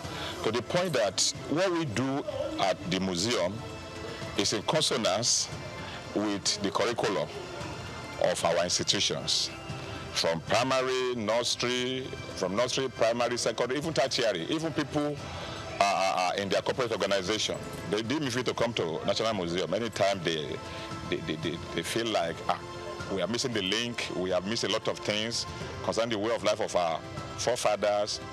You know, even here, apart from that, we do have what is called seminar. We organize seminar for expatriates, for individuals. They come around on Wednesdays to come and listen and learn on cultural-based subjects. I think it's great. I mean, I particularly like the circle of life that are presented in here, right? From birth to reincarnation to external influences. I think I gave a good history of Nigeria. I learned a lot about that. There seems to be some real big connection between Nigeria and Benin in terms of the history that I wasn't totally aware of. I was able to see the different artifacts and stuff that were presented. So it was quite interesting. They did, I think, a pretty good job doing a comprehensive tour or comprehensive history of Nigeria and its culture and its surrounding areas. A visit to the Lagos National Museum offers an enriching experience, transporting visitors back in time and allowing them to connect with Nigeria's rich and diverse history. The museum provides an opportunity to explore stories of resilience, artistry, and governance that have shaped the nation. Whether you are a history enthusiast, a student, or simply a curious traveler, stepping into this museum promises a nostalgic journey through Nigeria's past, fostering a deeper appreciation for its cultural legacy. Nigeria continues to reflect the stories that shapes its people, steadfast in its commitment to promoting history and preserving its cultural values for generations to come. Grace Komolafe, SOUQ Perspective.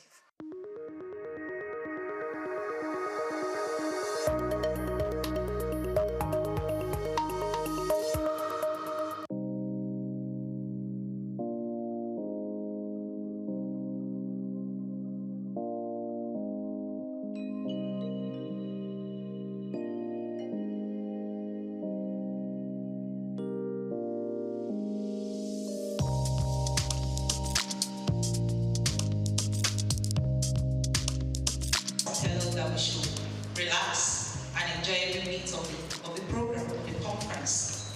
We have a lot of things. We have a keynote.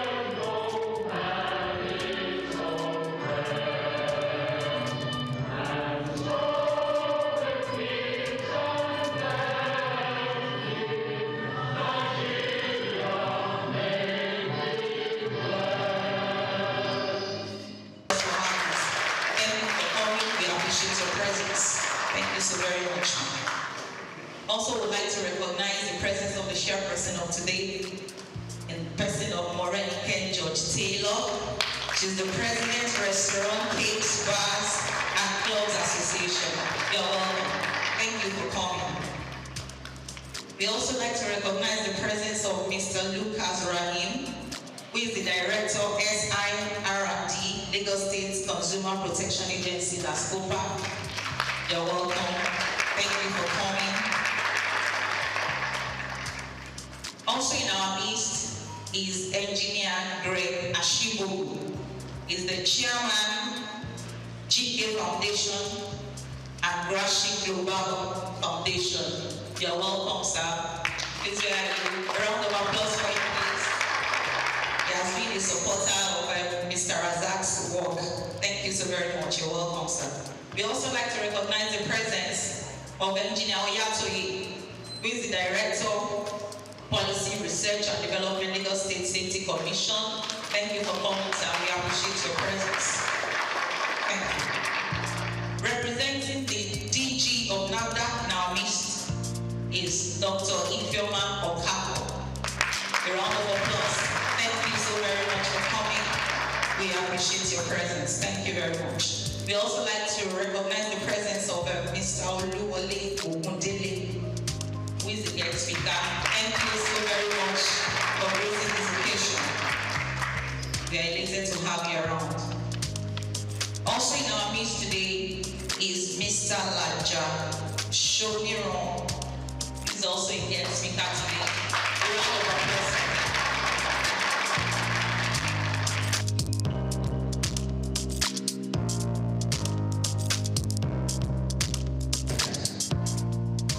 To be the one that convened this maiden edition of Restaurant Managers Conference, it is my utmost pleasure to welcome you all to this occasion. Let's give ourselves a round of applause. First and foremost, I would like to express my deepest gratitude to each and every one of you for taking your time to join us today. Your presence here is a testament to the commitment to excellence in the restaurant and hospitality industry. Together, we gather under the theme, elevating the art of restaurant management, innovation, sustainability, and excellence. The theme reflects our shared passion for advancing the restaurant industry and our dedication to staying ahead of the curve in terms of innovation, sustainability, and excellence. And as we navigate the complexity of the modern restaurant landscape, it is imperative that we prioritize these three pillars: innovation, sustainability, and excellence, which will form the foundation of our discussions today as we explore the cutting-edge strategies, best practices, and innovative solutions to drive success in our industry. We have assembled impressive lineup of speakers, including our keynote speaker, my own mama, Mrs. Bose Aye, the founder of International PSC. Please help me to clap for her. She's also the past president of Restaurant and Food Services Providers Association of Nigeria. And another motivator, the president of the Restaurant, Cafe, Bars and Clubs Association, who is the chairperson of today's occasion, to guide through this conference proceeding. I'm equally happy to have the Deputy Managing Director of Street Sensation Confectionery and the host of others. I was happy when we wrote letters to the DG of NAFDAC and I said, we are going to be there. So, Mr. Dr. Okapo, I'm happy that you are here. God bless all of us. Throughout the day, you'll be treated to insightful presentations, engaging discussion with our special guests, eminent speakers, AI experts, social media marketing specialists, financial gurus, regulators, industry leaders, and many more valuable networking opportunities for us. Throughout the day, we will explore the latest trends, best practices, and innovative solutions that are shaping the restaurant industry. As Hospitality Care Company, we are dedicated to empowering restaurant professionals with knowledge, skills, and expertise required to excel in our increasingly competitive market. And this conference is a testament to our excellence to elevate the art of restaurant management. The conference is designed to provide a platform for restaurant managers, operators, and industry professionals to come together to inspire, educate, and empower you with the tools and insights necessary to excel in this dynamic and competitive industry. I would like to acknowledge the support of our sponsors, partners, and collaborators who have made this conference possible. Your contributions are invaluable, and we are grateful for your commitment to the growth and development of the restaurant industry. Equally, I would like to acknowledge the tireless effort of our team, who have worked diligently to bring this conference to life. Your hard work and dedication are truly appreciated. without much ado, the MC has said we need to engage ourselves fully, ask questions, and share our perspective. We're ready to learn, unlearn, and relearn, and enjoy the company of your peers at this Restaurant Managers Conference 2005. So let us work together to elevate the art of restaurant management and take our industry to the next and enviable height. Once again, I want to appreciate you, and I know by the end of the day, we are not going to leave the way we come, but in good health. And at the end of the day, our return on investment is not going to be a waste of time. Thank you once again.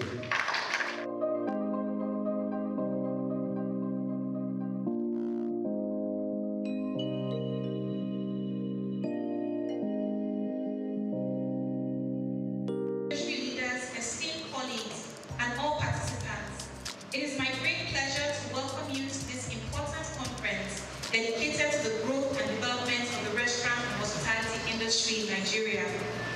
The restaurant and hospitality industry is a vital pillar of Nigeria's economy. It provides employment to millions, drives tourism, supports local farmers and food suppliers, and contributes significantly to our GDP. This sector is not just about serving or providing accommodation. It is about experiences, innovation, and economic transformation. With Nigeria's growing population and increasing demand for quality services, we must continue to evolve and expand our industry's potential. This conference is an essential platform for sharing best practices, discussing industry challenges, and exploring emerging trends such as digital transformation, AI, sustainability, customer experience enhancement, and food safety. It is through collaboration and knowledge sharing that we can stay ahead in this competitive landscape and ensure our businesses thrive in an ever-changing world. The RCBC Association is dedicated to uniting industry players, advocating for policies that support business growth, and providing resources to help our members excel. By joining our association, participants have always had access to valuable networking opportunities, training programs, and strategic partnerships. That's one of the reasons we're excited to partner on this particular conference. With that in mind, I encourage every person here to actively participate in discussions, share your insights, and take full advantage of this event. It is now my honor to declare this event officially open. Thank you.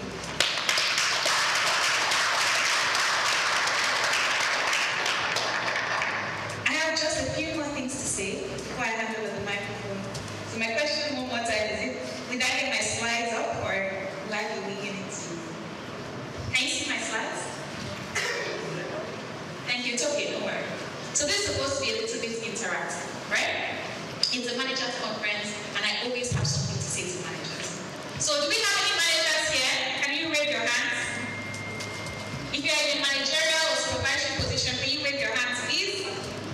Fantastic, thank you. So I think I'm in the right room. I wasn't sure when anybody raised their hand. Okay, so I want to ask a question. Who is a manager? Someone should help me, please. Who is a manager? Who is a manager? Anyone can take the answer. Okay, but if nobody gives an answer, it's you that needs to answer. Who is a manager? Who is a manager? I have my team for 355, so don't worry, I came prepared. It's called Start With Your Why. You are standing in a position and you have an opportunity to improve your life and improve the lives of those around you. You impact people's lives. Someone that wants to propose to their girlfriend and wants to get married, you will be part of their life experience forever, just by being a manager in a restaurant or in a food establishment. So it's such a critical role that if you are occupying it, you need to understand what role am I in. And from my own organization, not only did I invite managers, I invited supervisors that want to be managers. Because when you aspire towards a position, you need to know what that position is going to be. Okay, let's assume we know what a manager is now. What does an effective manager do? So can I have just a few contributions? What does an effective manager do? Yes, please. Effective manager will give by example. Lead by a round of applause.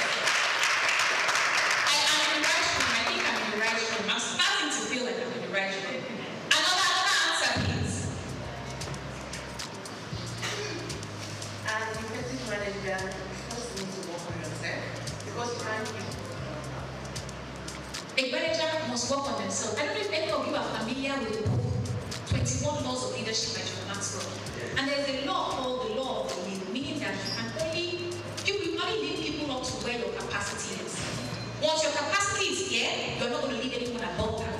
So working on yourself is critical. Please give her a round of applause. Can I have one more answer? Because my time is limited.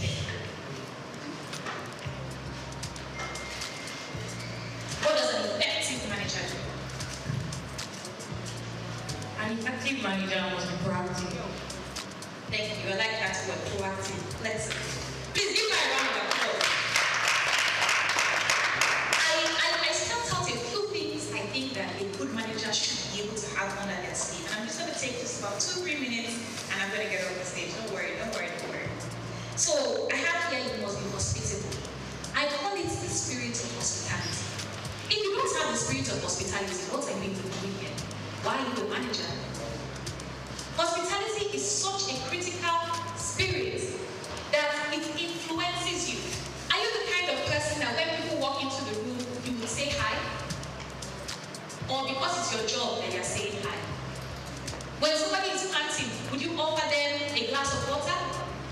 If someone sits down and then they're sweating profusely because they just came out from outside, do you think that the person has to order water before the waiter goes to them and says, sorry sir, would you like a bottle of water? The act of being hospitable. So if you are not hospitable, definitely this will not be the right career for you. What else should a manager be? A manager should be in control. I expect that if you are actually told to govern an organization, you are in control of what's happening in that organization. How can you be in control of what you don't know? So you must be aware of everything that's happening in that place. From the kitchen, to the floor, to your marketing, to your customers, what are they saying? If you sit in your office all the time, how are you going to know what your customers are saying about your products, about your space?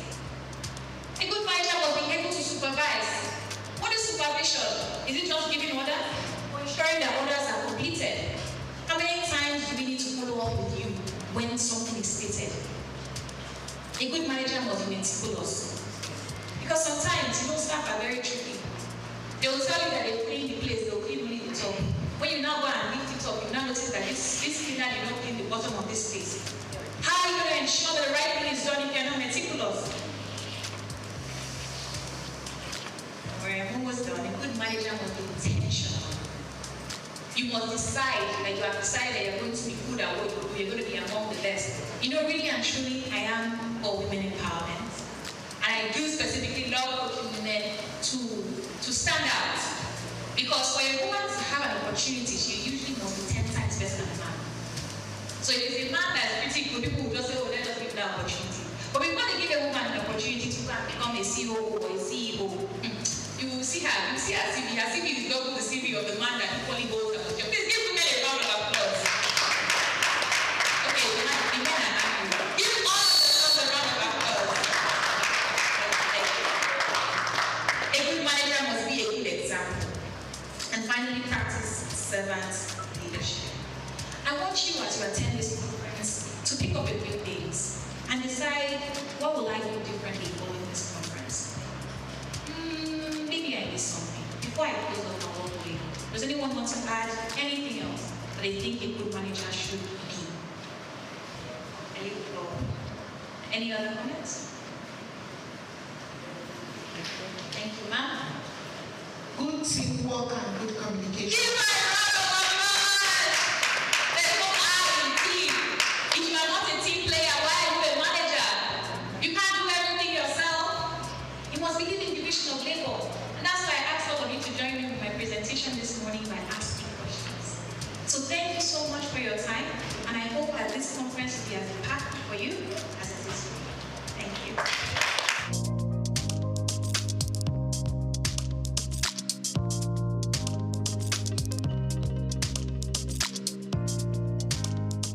Audit, compliance, learning and development, and strategic business management. She currently serves as Deputy Managing Director and Executive Director at Sweet Sensation, a pioneering quick service restaurant QSR company in Nigeria. Ayo's career began at PwC, where she managed audit and compliance reviews for publicly listed companies in North America. She earned a reputation for driving change, optimizing processes, and building strong teams, rising to a global managerial role. Her ability to innovate and lead has been instrumental in Sweet Sensations' ongoing transformation. Under our leadership, the company has implemented strategic growth initiatives, enhanced internal accountability, and restructured internal processes to ensure business continuity and sustainability. Ayo's empowering leadership style emphasizes coaching, collaboration, and clear communication. Food evangelist, I think he really is that. So let's please give him a round of applause.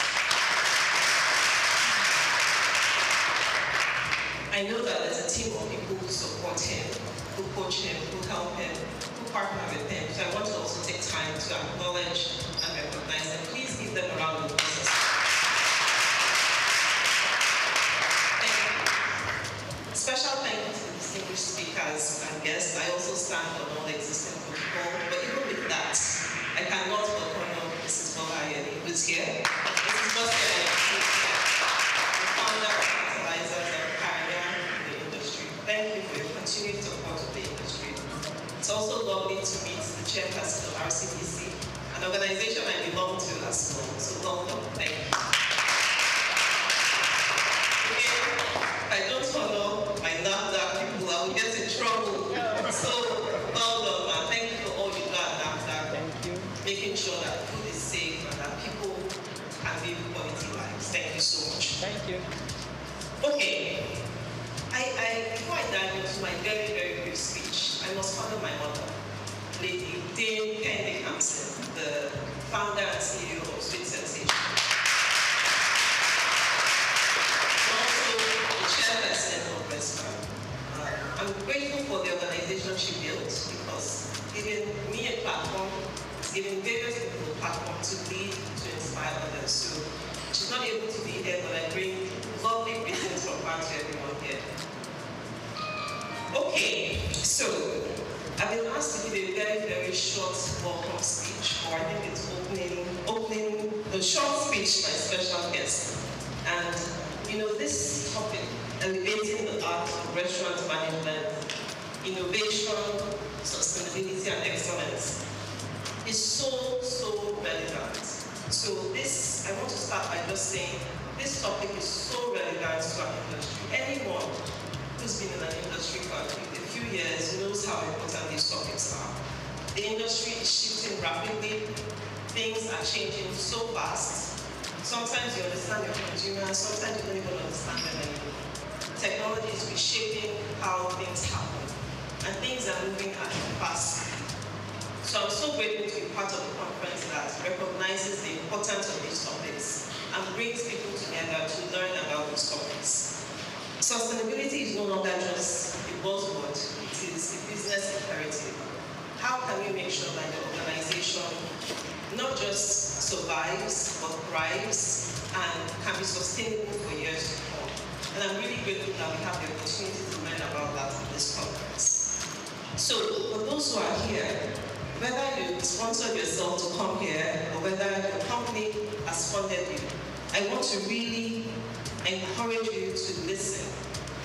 The ability to invest in yourself, to come for conferences, for trainings, it's a powerful investment in yourself. My team who's here, hi team, they know that we talk about growth a lot. Any investment in yourself, whether it's training, conferences, networking, learning from others, at the end of the day, it's a powerful investment in yourself. And as you grow, you can also inspire other people to grow as well. So please be open-minded, please listen, please take notes, network with your peers or colleagues or people who you admire in the industry. But please make sure you learn, make sure when you go back to your companies, you're teaching others as well, others who couldn't be here, and then you're allowing others to grow as you grow yourself. So thank you again to everyone. Welcome to the conference, and thank you again to the convener for the opportunity to be here.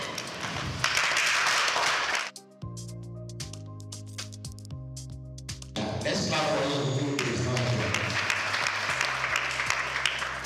Good message from the Special Advisor to the President of Capacity Development.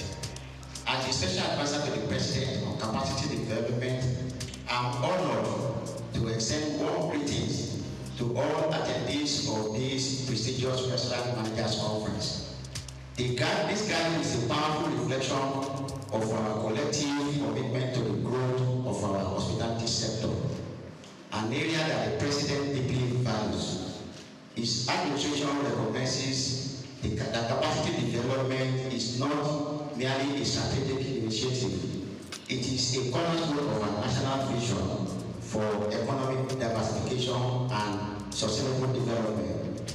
The President is genuinely interested in empowering our workforce, as he understands that the success of our industries rests upon the skills and dedication of our people. The hospitality industry is an integral to Nigeria's economy, playing a vital role in job creation, cultural exchange, and promotion of our rich heritage.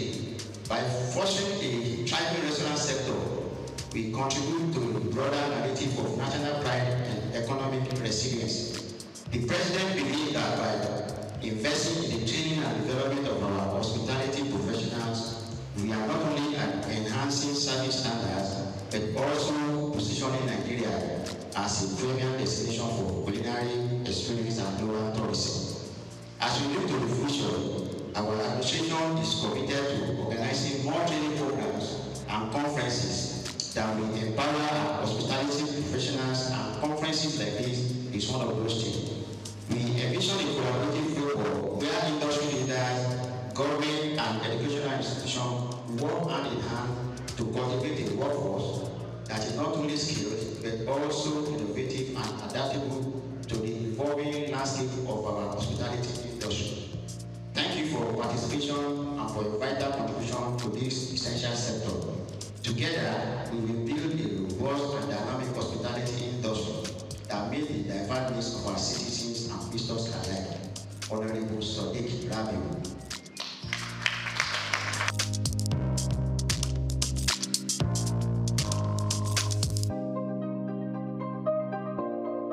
Good morning, ladies and gentlemen. I'm highly privileged to be here. You imagine what this young lady here is doing.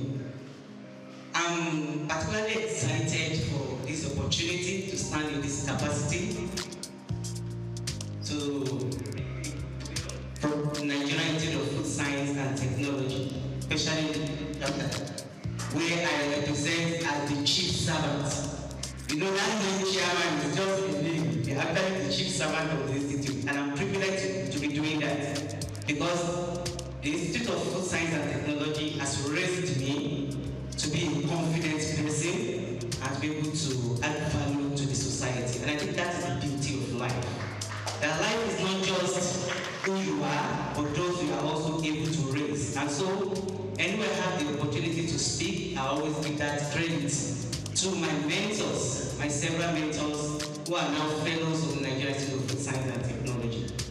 Particularly, let me congratulate Mr. Razak, our own food evangelist. We call him Mr. Food. He has several names. He has several names. I have my Google message, but I don't feel like speaking to us.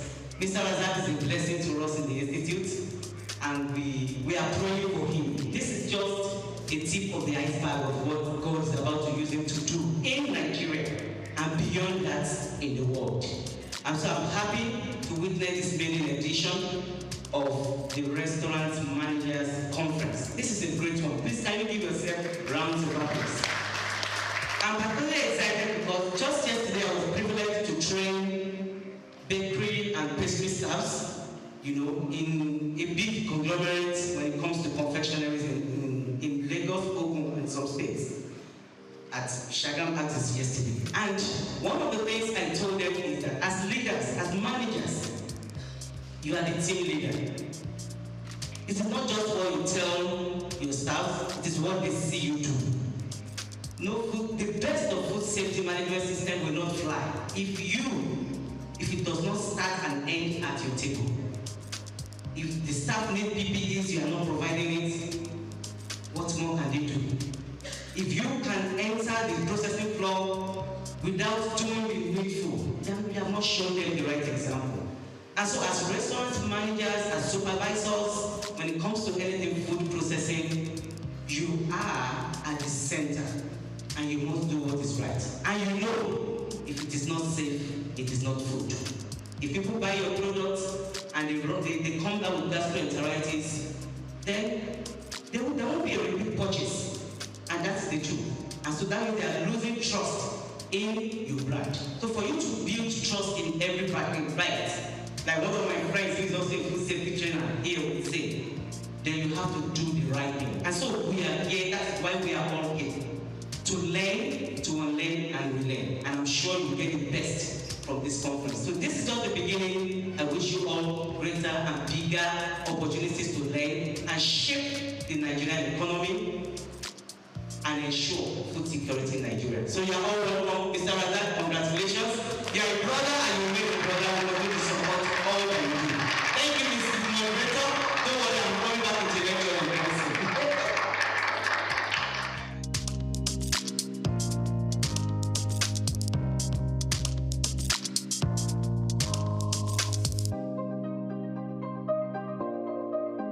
Everybody, and I belong to nobody. So as not to miss out anybody. All protocols duly observed. Mr. Razak, we are here now. You will not understand the meaning of that statement. My name is Okubabatunde. I'm the Executive Secretary of Restaurant and Food Services Proprietors Association of Nigeria, RESPAN. I'm representing, or rather I'm standing in for the president of the association, the 10-day campaign.